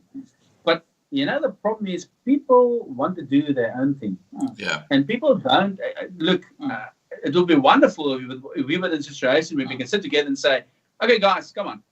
Here's 5 political parties. Let's form. We're going to call this political party now Spectrum National Party. We're going to do a new party. We're going to all get together. We're going to work together. And who's going to be the president? That's the first thing they can ask. And then we're going to go, well, if Christopher Klaasen will be president. Yeah, but what does he know about politics? And then the fighting starts. Yeah. And that is the problem you got. Yeah. I am very happy to speak to any party, but to get them to work together, I don't know. I mean, it hasn't worked in the past. How is it going to work in the future? Yeah.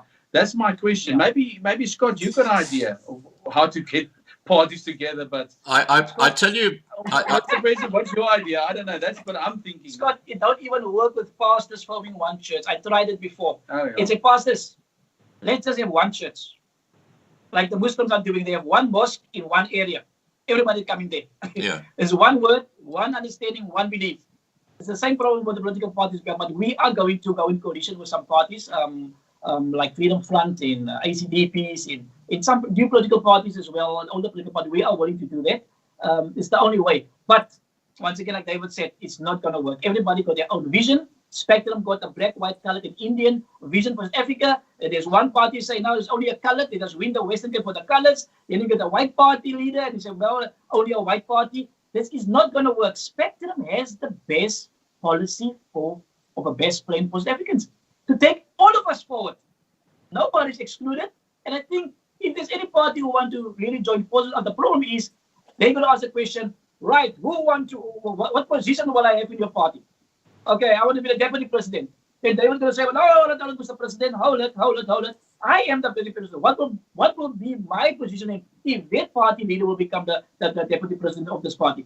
That is the problem. So nobody is willing to step down from their positions because everybody is there for fame. Yeah. And I say, well, if I can't have it, I'm sorry, I can't. That's the problem. But when we go to coalitions with parties next year, obviously then there's going to be a negotiation between the two parties. The one with the most votes obviously will become the mayor of the municipality, and the party who go into coalition with them with lesser votes will automatically become the deputy mayor. And so half of the executive will go through, and half of our municipality executive will go through, and they will form a coalition to run this municipality together. And I think this is what smaller parties need to do in the future, and work together so that we can unthrone the ANC, because there is no sign that the ANC is moving forward. We even have an anti-corruption plan. We got even have new technology designs that no municipalities can overspend. We will have smart software in place that will be monitored by our top of our NSC executive structures to make sure there's no money spent. In the moment they overspend, we will block the system. No payments will be made. Our Spectrum Party executive team will go out there and do a full investigation. Why are you under over your budget? We block it and we do the investigation, and obviously the guilty party will be dismissed. So I can't understand why we really go into the red with some municipalities. Like some municipalities there, I think it's Mpumalanga, where there's no electricity now for the past few weeks now. they didn't pay Eskom. Eskom just cut off the power. And then the mayor's electricity was on, and the community went to the mayor's house, and they also cut his power as well. So there's a thing happening. Why did he get there? Then he say, that problem came from before he was the mayor, and he just had to take on this problem. So he can't help with it. So this is not happening in municipalities, Scott, and we need to put an end to it. We cannot go on like that. It is completely unacceptable. Look, let's talk about electricity. And I said to Mr. President, you know why? We have prepaid meters in our homes. So if we don't pay, we don't have electricity. Yes. Same with municipalities. They need to prepay the electricity for the people. That just makes sense. And they sell this electricity at a profit to the people. So there should be no reason why they cannot not have enough money to pay for the electricity. I mean, there's simple ways to quickly get around certain things. But no, we just don't pay, and we wait one day they'll maybe cut us off, and then the people get really unrest. But what happened to all that money? Why is it not getting paid? Because it's getting looted and it's been put in people's pockets to enrich themselves. That's what it is. Where else is it? No, Shabir.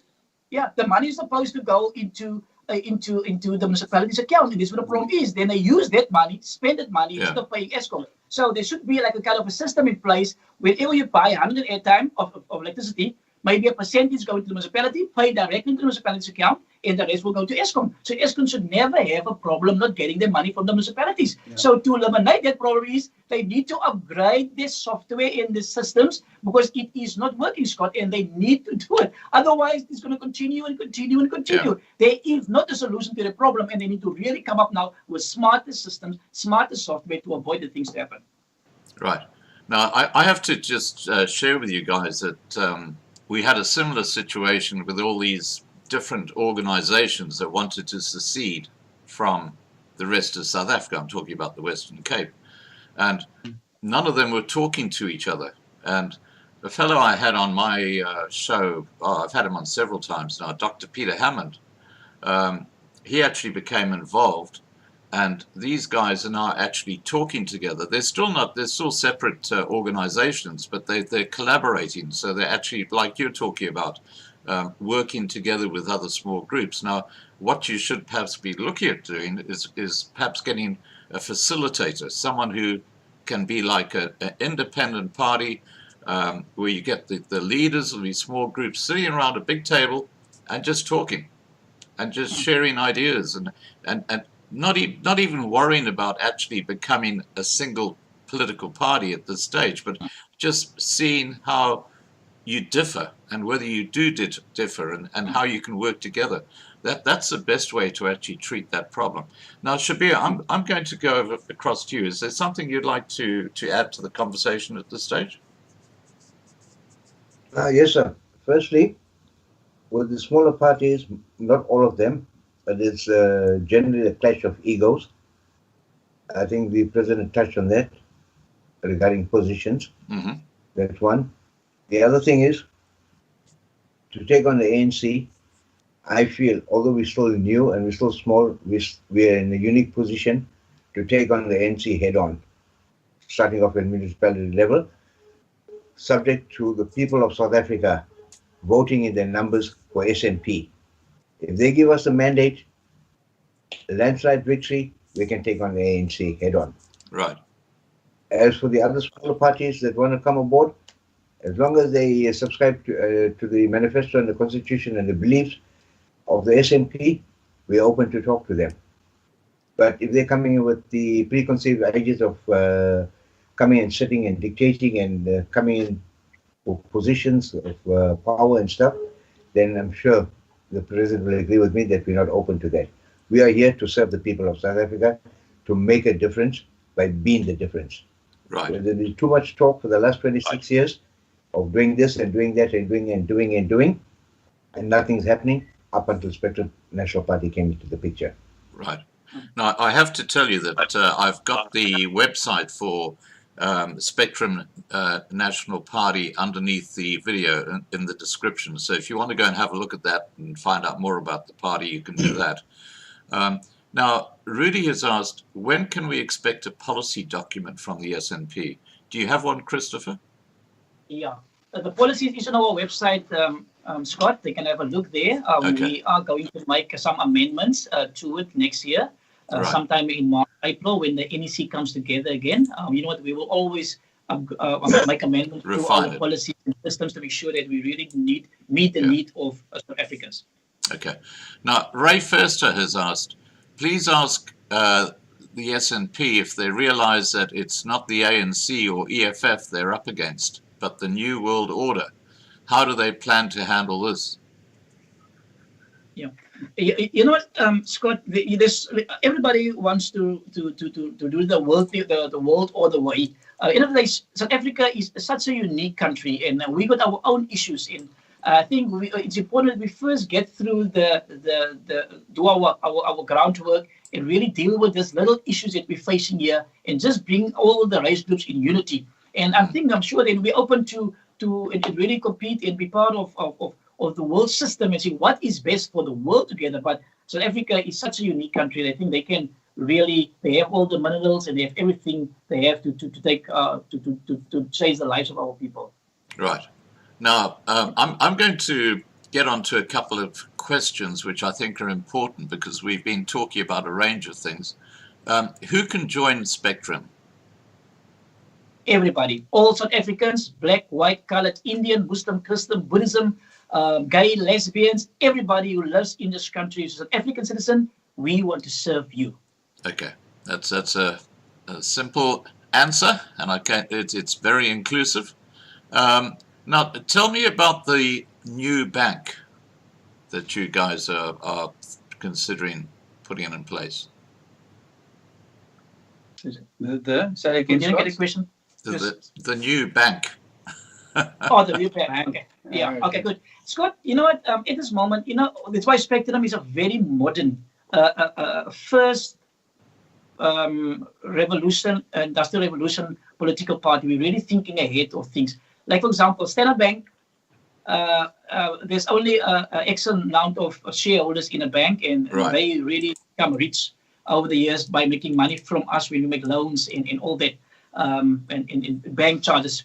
Spectrum is looking at forming a type of bank where the people of a specific town or city owns their own bank. They make a loan from their own bank. They spend money from their own bank. They get paid dividends from their own bank. And that is what we're going to do. So, which means that if you become when you join a bank, or called also a cooperative type of bank, which means when you join the bank, you are the owner of the bank. You are the shareholder of the bank. When dividends are paid out, maybe quarterly or annually, then you benefit. So whatever you spend, you get it back anyway, back in dividends. So that is the way we're looking at really to change people's lives. Right. Well, I have to tell you that in Australia, there's a bank called Bendigo Bank, and it's called a community bank, and it works extremely well. I actually have my bank account with Bendigo. And nice. It's actually run by the local community, and they've got branches all over Australia. Very, very successful. Basically what you're talking about. Okay, now Winston Young has asked, please ask Spectrum if they think votes are still rigged in South Africa. Yeah, so if we talk about fraud and voting, I've been following the USA, and very interesting things that's happening there. We don't have a digital system yet. Myself and the president, we actually spoke about it this tonight. And I said to him, you know what, we mustn't have a digital system because it can be rigged, it can be hacked, and things can happen to it. I think the way that we are doing it at the moment, with actually you have to be there in person, works well. So there's a book. I don't know how many people that's on here has ever voted, but there's a book. Your name is on it. Your address is on it. You can only vote in certain places or a certain area because you live in that area. And if you move the area, you have to move. You have to move your address also, or go back there to go vote there again. So I think the process is quite fair. I don't think that there's corruption when it comes to this. When those boxes are closed and it needs to start being counting, now that's where it becomes interesting. And I am not a specialist on what happens behind those doors. But what I do understand is, and what I will believe that is happening, is that all political parties are part of this process when it's counted. And if we can get that, if that's done, is that done? You know a bit more about that? I know. So I'm going to give it over to the president. He says he knows exactly what works. But what I just wanted to say is that if we want to make sure there's no corruption, we need to make sure that all parties are there to count the votes together, and that we don't have a situation like we're having in America at the moment. Yeah. Right. I did explain to all the viewers now how the process works, because all of us just know, go and make the cross, you throw it in a box. Nobody knows what happened after you throw the ballot paper in a box. So once the cutoff is there, say for example 8 o'clock at night, gates are closed, and then the last people in the queue must still go and make the crosses. And when everybody leaves, there's normally about a few minutes break, where some of the political parties who's inside the voting station, or called a VD, who's in the voting station, will still keep an eye over the box. But before everything starts, the political parties' representatives need to be inside the voting station. There will be a box, and everybody make sure there is no votes in the box. So the political parties, they will position themselves in a certain corner, and as voters come in, they will have a page where they will tick off. Everybody, all different political parties will have a page where they tick off how many people enters the room, and then after the election, when everybody's made the last cross, the break is then after the break, they come back, they will open up the one box and they will throw it open on a table. So all the political parties will stand around the table, and while the IEC members, all of them will also stand around the table, and the political party will stand behind them and watch every movement to see there's no extra votes or papers is added or thrown into the pile of voting voting seats. So what happens now is they will open up all the papers, and they will put EFF on one pile, ANC on one pile, DA one pile, Freedom Front on one pile. So when all it's counted, when everything is counted, they will put it in stacks of 10 first, and thereafter they make it stacks of 100, easier to count, and then they will write it down. And they will start with the EFF, for example. They say, okay, EFF got 100, the manager will write it down, the electoral manager will write it down and say 100. And so they do it with all the political parties. Then they add up all the totals. So in the totals adds up to 10,000. The political party representatives will also see how many numbers did they add up. If it's about maybe a 10,001 in one, it's still maybe fine. If it's maybe 9,999, it's still fine. But because anybody could have made a mistake. But the moment there's 10,610 or 11,000, there's a problem. So then we ask them to count again, because why does all the political representatives have different totals, but it's what it was counted. So we ask them again to open up the start again with the counting. So it's a very, very fair system, which I think it is. I think it is acceptable by ourselves. And I don't think if we go electronic way, there's room for discrepancies and room for adding totals to electronic way.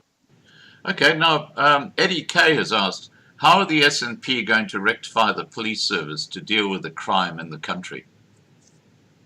We're going to first fire the police minister. Becky Zille. Oh, my God. You're one of your other favorite people. No, look, I think the police service has got a lot of challenges. I think the justice system has collapsed, and that's quite a problem in South Africa. You know, I spoke to my lawyer actually today still. I spoke to her and she said to me, you know what, the problem in the judiciary system at the moment is that it's collapsed so much, we can't even fix it. We actually have to rebuild it. And it is a problem because remember, it starts at the police and then it goes through our systems and then it goes into a court of law. And if that system is broken, then everything is broken because now we're not going to get anywhere. That's why it's been taking so long to get people to the book when it comes to corruption. I mean, we don't even talk about other things. So, yes, I think if you want to change the police, you have to start at the top and then work yourself down. Yeah, well, it's interesting. We had a discussion last night on a live stream with Rudy, who's one of our channel heroes. He's actually here in the side chat. And he was taking us through the whole process from when a docket is opened at a police station all the way through to making an appeal after a judgment has been made. It was going through the whole process. It was really interesting. Now, Scott, can I just touch on it quickly? This please, sir. Make sure that people are safe. You know what we're going to do? We need to have the body cam, audio and video footage that will be played throughout, which can be monitored by the station commanders. You know what? A lot of cops, they are good cops, and they are also bad cops. It has been proven with Lamour, how corrupt they were with some of the gangs. There's also some cops who is actually selling, when you return your firearm, that firearm supposed to go to a special place where they melt that firearm and destroy it. But what that cop is doing is go and sell it to gangs. You understand? Yeah. The system they have in place, it's too easy to bypass certain systems. And what we're also going to do is we will break down wards.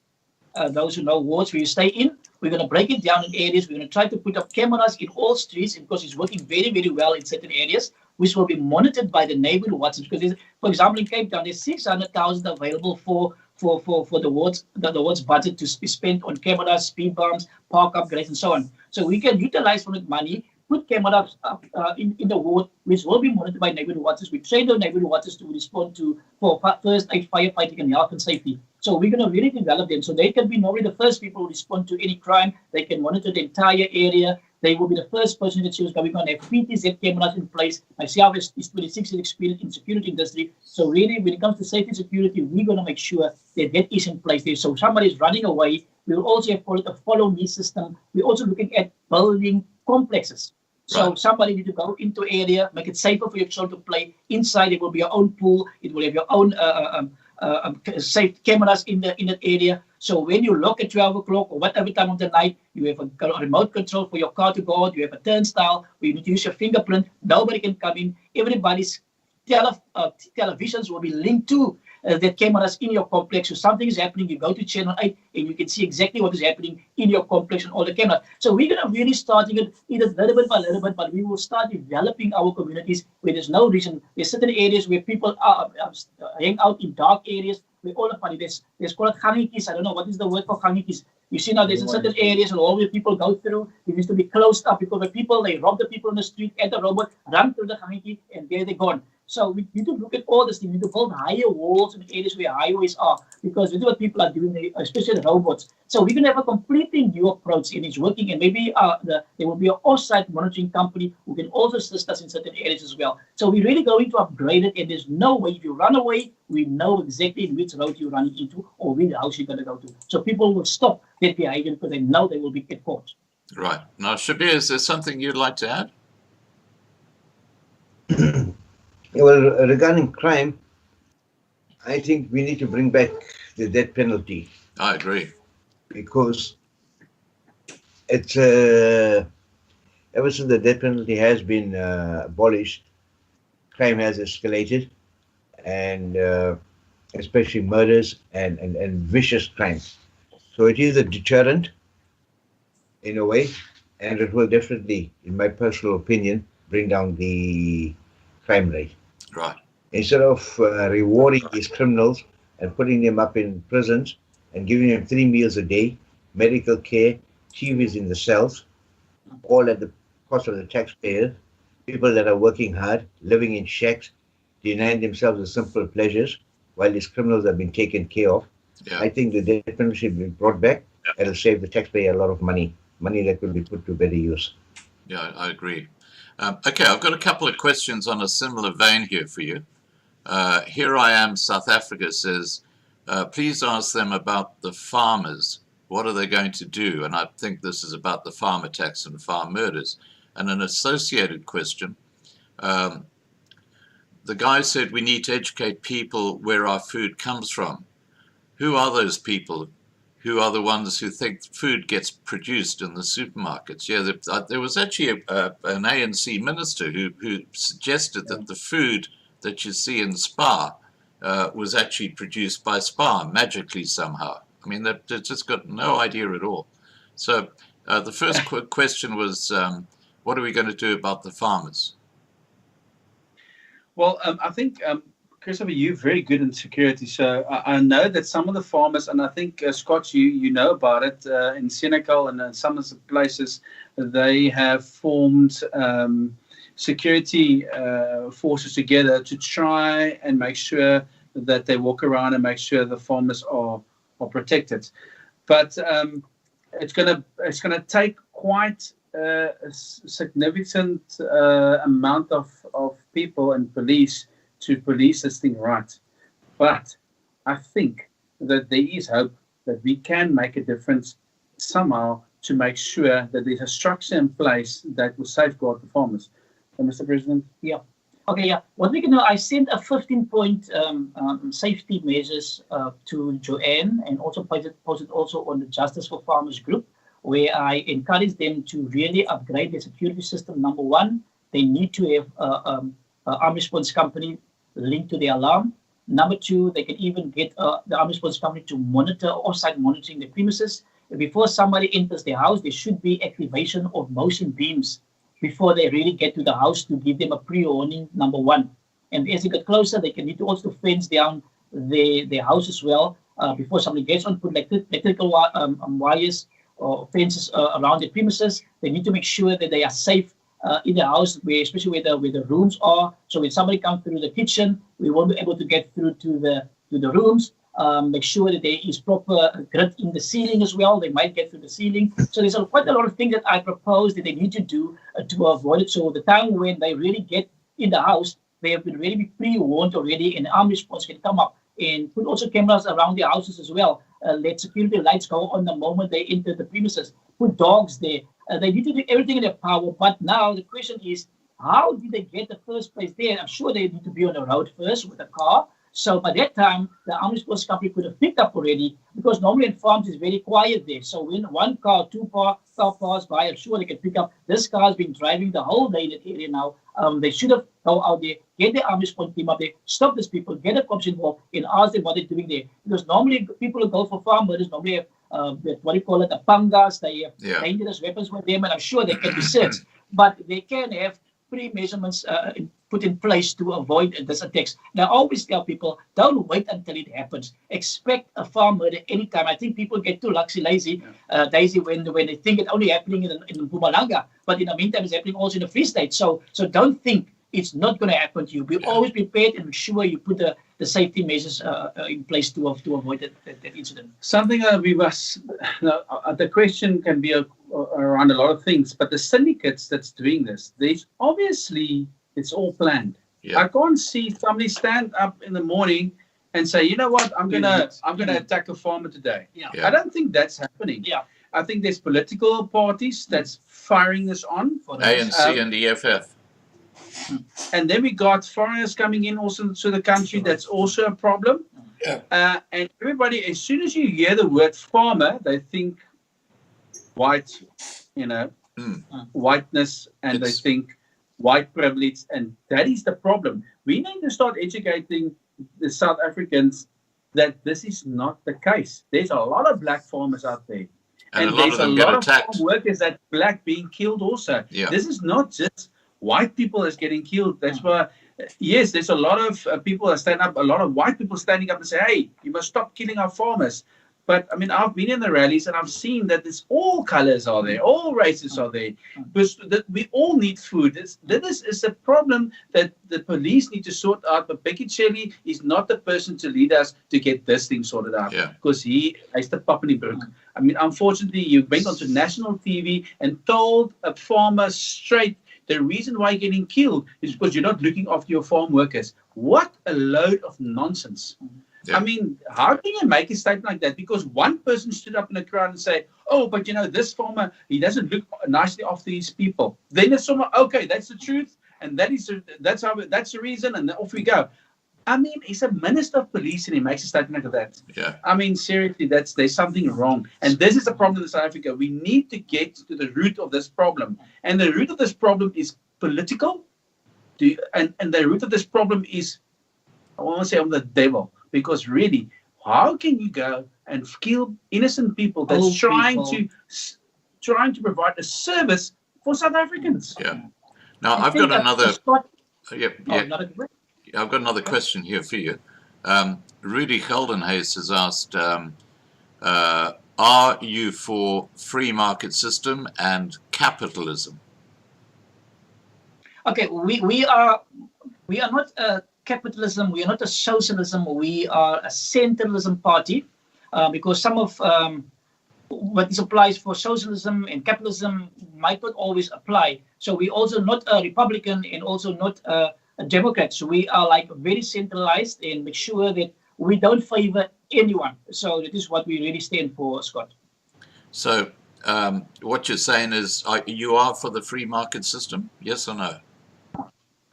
No, definitely. The free market system, it can't work. There needs to be proper systems and procedures in place, Scott. And that's why we always open for what does the people want. We can say, yes, we are open for free market. We can say, no, we are not. End of the day, Scott, is we say that what do you want, South Africans? And that is what we want to serve for. Because what might be good for the one is not acceptable to the other one. So we want definitely that type of questions we really want to ask, like, are we standing for do we accept abortion? Do we allow foreigners? We want the people. What do you really want? How can we serve you to make sure that you are happy in this country? Well, we need a midway. I mean, we need to go through the middle, and then from there on, go left to right to see what will be the best system that's in place that will serve the people. What about capitalism? Same thing?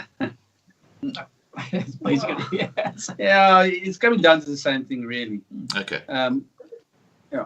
So what you're saying is that you might tinker with them. Look, we will obviously look at both sides. I mean, at the end of the day, we're not going to go out there and say we're capitalist or we're socialist. We're not going to go out. We don't actually want to be labelled like that. We want to be labelled as the party that want to serve the people and what's got the best interest for the people and for South Africa and for the economical side. So certain things work really well in capitalism. Certain things works very well in socialism. Let's not make a mistake. But we need to find that balance. Yeah. And obviously it's not easy, Scott. I mean, to find the balance, but you have to work at it. Now, Ray Fester has asked, please ask them how they intend paying back our national debt, which is now 80% plus of GDP. Yeah, good question. Very good question. I'm also asking a question, what are they doing about it? There's just been now announced in the news that 400 million will be is put aside now to upgrade the MPs, the members of parliament's houses. Yeah, crazy. 400 million. And I noticed what happened is, it seems to me, a president is normally there for one term, he's lucky for the second term, then he's kicked out for some reason, and he just don't care. As long as his term is sorted out, and he survived for his first and second term, he don't care. The next person takes over, it is his problem. Why shouldn't we just take that money and say, listen here, let us start paying off our debt, because our debt is going in the billions and billions of dollars. When are we going to put an end to the debt? And it seems to me, China don't care. They will even say, how much money do you want? Just tell me. But there's an agreement. China make an agreement and say, if you don't pay your debt back, we will take your city of Cape Town, we will take your harbor, and we will control your harbor until all your debt are paid out. It will happen with other countries, Sri Lanka, Pakistan, all these places. They are really in trouble. And what are they doing about it? Shouldn't we use that 400 million and say, let us start paying off our debt? And it makes the pressure lighter on the future president to come. I totally get Look, it. it's going to be an uphill battle. It's going to be a very uphill battle. Yeah. And when SNP obviously gets into power, we're going to have to do this step by step. And there's going to be certain things we're going to have to make decisions on that we're not going to be very popular for. But that's the only way that South Africa will actually survive. So unfortunately, there's some decisions that need to be made about. I don't want to get into how we're going to do it, because we don't want to tell how well are we going to do it. But the point is, we will definitely have to make a plan and make it fast. Otherwise, we will go down with them. Scott, we have a new plan that nobody in the world has. I say nobody in the world has this system in place. They say we are very modern. We think of things out of the box. We're thinking in a much more ahead than what's going to happen. The system we're going to have in place is to make sure that everybody in this country has 100% scoring record. 100%. Which means that everybody can buy anything he can afford. The system is put in such a way that there will be no way that you can run away from not paying your debt. I'm not going to share too much, and I don't want to make the ruling parties clever here, because we're going to have in place, which means if we're going to have 100% credit scoring, which means I can buy what I can afford. And when I can buy what I can afford, which means government is going to make more money in the GDP. So when we make more money, obviously we can take from that money, develop our country more, start paying off our debts. That is what we can what we also going to do when we get in power. Right. Okay. Shabir, anything you'd like to add? Okay, two things. Going back to socialism and capitalism. Yeah. Personally, I feel socialism is a failed experiment. I did have not a lot, but some good points. I would say that we need to take the good of socialism, the good of capitalism, marry it, and make it South Africanism. Make it work for South Africa and for the people of South Africa. That's one. The other thing regarding the repayment of the debt, money has to come from somewhere. And we don't have a magic wand that we can wave and trillions of rands or dollars will stand up. Taxes will have to be paid by every working person. Whether you're a gardener, you're a maid, wherever you are. As long as you're working, you will need to pay your taxes that will be utilized for the benefit of you, your family, your community, your municipality, your province, your country. When people get this into the head that there's nothing for free, the lie that the ANC has fed them, when they realize it is a total blatant lie, when they wake up to that fact and they start, and we educate them to start paying their taxes. Even if it's 1 million people that are paying at 30 Rand a month, there's 30 million Rand extra that's coming in. I'm giving you small figures, hypothetical figures. But if you're looking at the bigger picture, over a period of time, those 30 Rands will become millions of Rands, will become billions of Rands. That money needs to be spent in this country, not exported out of the country, not going to China or America or wherever. That money needs to be spent here by South Africans, because South Africans work for that money. We need to improve on our infrastructure. We need to create jobs. We need to create goods manufactured locally. We make local, we buy local. Our money stays in our country. Right. Now, I have to just make an observation here, Shabir. You've got Yes, sir. that little trick happening behind you. Your background it looks like flats or apartments or something like that, and it looks like it's about maybe 3 o'clock in the afternoon where you are, which is because it's light. Now, the first time I saw that particular scene, because it's a scene, it's not actually behind it. Yeah, your background is actually different, but you've got the scene behind you, which is something that Skype does. The first time I saw this, it was actually with Anari from Go Purple, and she had this background on, and it was 8 p.m. Johannesburg time, and I saw the sky behind her, and I said, Anari, I've got to ask you this question. Are you in America at the moment? Because it looks like daylight outside. And she said, no, this is just a scene. It's the first time I actually came across the scene. Anyway, so that's totally off topic.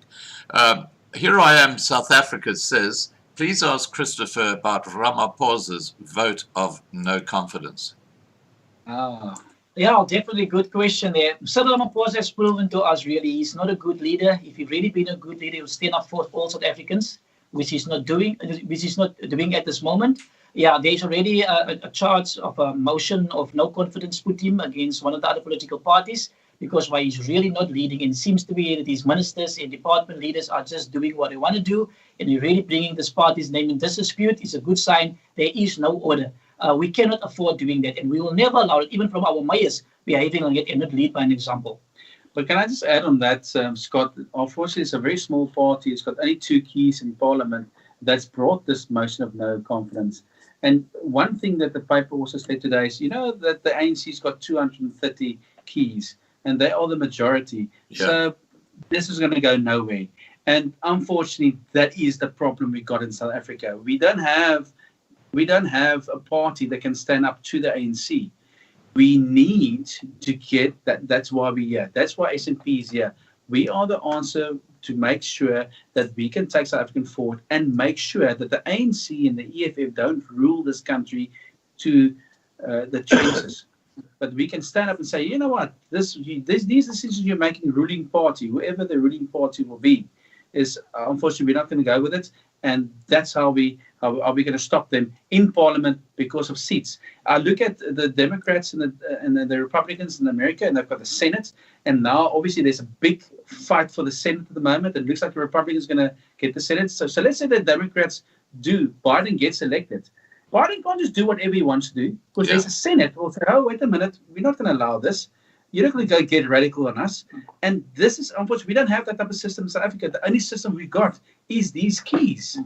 And if the majority is more than 200, how many keys is there in the Parliament? Just 400. 400. If they've got a majority, there's no way to go against them. Yeah. And that is a problem. Yeah, I get it. We need to change that. Yeah. Now, that's what we say. We've got one goal and one vision in mind, and take South Africa forward. We need everybody's inputs. Please talk to us. How can you make this country a better country? And that is what we need to do to make sure that everybody in this country is well taken care of, irrespective of your beliefs, irrespective of your race, of your cultural group. That is what we want to do, and we will do it in baby steps. It's not going to happen overnight, but we have a plan at least, and kick off in the first 5 years and change people's lives for now, and take this country to a first world country, at least within 10 years' time. Right. Now, Michelle Mullard has said, where are these gentlemen based? So where are you, Christopher and David? Are you in Cape Town or? That's correct. Yes, we're in Cape Town. Okay. In South Africa, Cape Town. And what about you, Shabir? I'm in Durban, sir. Okay. Right. Okay. So that's the answer to that question. Okay. I've got one final question for you guys. Wow, it's been a long session, well over 2 hours, but it's been very interesting. Jan van Riebeck is back, and he says, could the brown suit possibly mean a colored person as president? Now, what he's talking about is Sina van Rensburg. You might have heard of Sina, David, the prophet. Yeah. And he talks about this man in the brown suit who's going to lead South Africa after the ANC collapse in a heap. And he wrote this back in Oh, by 1905 or something like that. You know, so this is well over 100 years ago. He predicted what's happening in South Africa. Very interesting story. Now, I'm going to start wrapping up this discussion, but I would like to ask each of you if there's something you'd like to talk to people about. Just it might just be to say, look, be safe, or it might be about Spectrum. I'll start off with you, Christopher, if you'd like to make some closing statements to those people who watch this video. Great. Thank you very much, first of all, Scott, for allowing us to share our plans for South Africa. And everybody all over the world who's watching this video now, we encourage you to please vote for us. As a pastor, as a spiritual leader, as a businessman, I believe that we can take this country forward. It is not working at this moment for 26 years for the parties you voted before. Let us take hands, let us work together, bring this country into unity. And we are here to bring people together and not here to separate people. And it's why we will lead by an example. We will do our utmost best to make sure that there is a future for you. There's a future for your children. And it's all I understand. As long as I'm going to be in this party and as long as I'm alive, I know that the favor of God is upon this party, because why? Otherwise, we will never grow so fast in a very short period. And we want to stay focused, and we want to tell you, please be there for us, support us, give us that opportunity. We will never know what change we can make if you don't give us that opportunity. Yeah, like I say, also if you want to fund us as well, like you say, we are funding ourselves. If you're willing to would like to assist us, you are more than welcome. Scott will put our banking account details on the screen, and you are welcome to do it and invest into your future and into your children's future. Now, they can make donations through your website, can't they? Yeah, they can go on the website. There is a link. They can make up via PayPal. They can make also a donation via our website as well. Because that's probably the best way, because I've got the website linked, and it has been put into the side chat as well. But it is linked directly below this video. David, over to you. Thank you, Scott, for the opportunity tonight. It was great. There's a lot of things I can talk about. I think that at the end of the day, it's all about South Africans coming together to make a change. And we can't do it on our own. We need the people to work with us, and we can take South Africa to new heights and new levels, and we can change this country for the better. And only way to do that is together. The other thing is I want to say there's something that I did not talk about that you did touch on, but I just want to say something about women and children and men abuse in this country. Yes. It's a big problem. It's a very, very big problem. And I must say that we need to do more to make sure that this stops. And that we will get into communities to make sure that this thing that is being a pandemic, as I call it, it's actually epidemic, but I just want to call it a pandemic. It's worldwide. Yes. Yeah, it's worldwide. We get rid of it. But one thing I want you to say is that people forget about, they always focus on the women and on the children, but they forget about the men. Yeah. Because the men also get abused in this system we have in South Africa. And unfortunately, I'm a father, and the fathers don't really get equal treatment in our court system. I've been through a lot last few years around that, and I must say that there's something else that we must talk about also. It's not only about the women and children, but the men is also being targeted. Then the other thing I want to say is that South Africa, please vote for change. If you think Spectrum National Party is not the party for you, that is your choice. We cannot throw it down your throat. But we are actually inviting people to communicate with us, inviting people to chat to us and challenge us. We had a few questions tonight that was challenging. I'm sure there's more questions that want to be asked, but we are open, and we are not a party to say we know everything. No. We want people in our party to help us, to show us the way, and that we can take this country forward and do it fast, actually, because we need change and we need it fast. Right. Now, Shabir, is there something you'd like to say Yes, to sir. everybody in closing? Yeah, I've got a lot to say, but I have to keep it short and sweet. Once again, thank you very much for granting us this opportunity. It's been a pleasure. It's been my first time on your show. Thank you very much. You're very welcome. What I would like to tell people of now, I'm Shabir. Welcome to the farm for holiday, sir. Have you got a farm, have you? Not as yet. Okay. Not as yet. I believe the government's got about 4,000. Hopefully, I'll get one of those. Would you like one? I would love one, yeah. I used to have a farm. I used to have a farm in the Drakensberg, Okay, but that was a long time ago. We'll talk off air. Okay, seriously though, jokes aside, to the people of South Africa, Spectrum National Party is not any individual's party. It is a party for all South Africans, especially you, your family, your community, your municipality, your country. You can make a difference. You are the difference. Yeah. It is ultimately up to you whether you vote for us or not, if you vote for change or not. If you want to see a better South Africa, if you want a better life, a safer, a prosperous, a peaceful country, it is totally, absolutely important for you to vote SNP. Not only that, you can join one of our structures. Throughout the country, we're setting up, and we're already in 85 municipalities and we're growing. We are in need of ward candidates, coordinators, volunteers, and in some municipalities, we also need deputy mayors and mayor candidates. So if you feel you're capable and you're prepared to be the difference, log on to www.spectrumnationalparty.co.za and register online, and welcome to the family. In closing, I would also like to say that we've all lost the essence of Ubuntu, which basically is I am because we are. We need to rekindle that spirit of Ubuntu. Thank you very much, Scott. You're very welcome, Shabir. All right. Thank you, sir. I want to thank the moderators for the great job that they've done. I saw a few naughty little comments being knocked out. Thanks, guys. You always keep the side chat under control.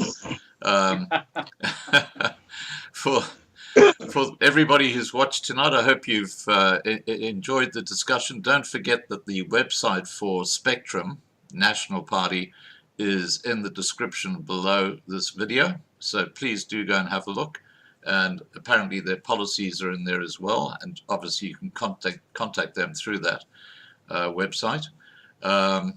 So thanks, guys, for joining us tonight. And for those members of Spectrum National Party who've watched tonight, thank you for being part of our live stream. And please remember to subscribe to the Loving Life channel because we have really interesting live streams most nights at 8 p.m. Johannesburg time. And finally, I just want to thank our three guests, David, Christopher, and, of course, Shabir. Thank you guys so much, and yeah, look, good luck with the new political party. And well, it's not brand new, it's kind of newish, isn't it? We'll have our launch on Saturday. This coming Saturday will be our party launch in Cape Town. Okay. We will also do live streaming as well via Radio Easterfield. Will do the live streaming for us. We will start from 2 o'clock, 1400 hours. We will start on coming Saturday. Fantastic. Well, we've just heard the most important bit of information right at the end, guys. There you go. The party's been launched on Saturday. Yeah. Will you be streaming live to your YouTube channel? Yes. Yeah, we will do it via Facebook, via Radio Easterfield. Yeah. It will be via their radio station because we're in partnership with them as well. Yeah, so it will be on our national Spectrum National Party Facebook page. It will be streamed through there. Yeah. Okay, fantastic. All right, guys, take care. And everybody who's been watching, please take care, guys. And I'll see you again soon in a live stream. Right. Thank you so much. Take care. Thank you, listeners, viewers. Thank you. God bless you. Bye-bye. Thank you, sir. God bless South Africa. You're very welcome, guys, and thank you. And just in closing, guys, I will leave the side chat open for a few minutes so you can say your goodbyes to each other. All right. Yeah. Thank you. Okay, Scott, can I just maybe any emails? I'm not sure how many contact details on there. Maybe the viewers can just also send us an email to Secretary General at spectrumnationalparty.org.za. I repeat, Secretary General at spectrumnationalparty.org.za. Yeah, okay. But they can, of Correct. course, just do that through the website too, can't they? Yeah. We still need to make some upgrading our website, so Yeah. we still need to make all the necessary changes on there. Okay, fantastic. Thank you, Scott. All right. Thank you so much. Okay, No, you're very, bye-bye. very welcome, guys.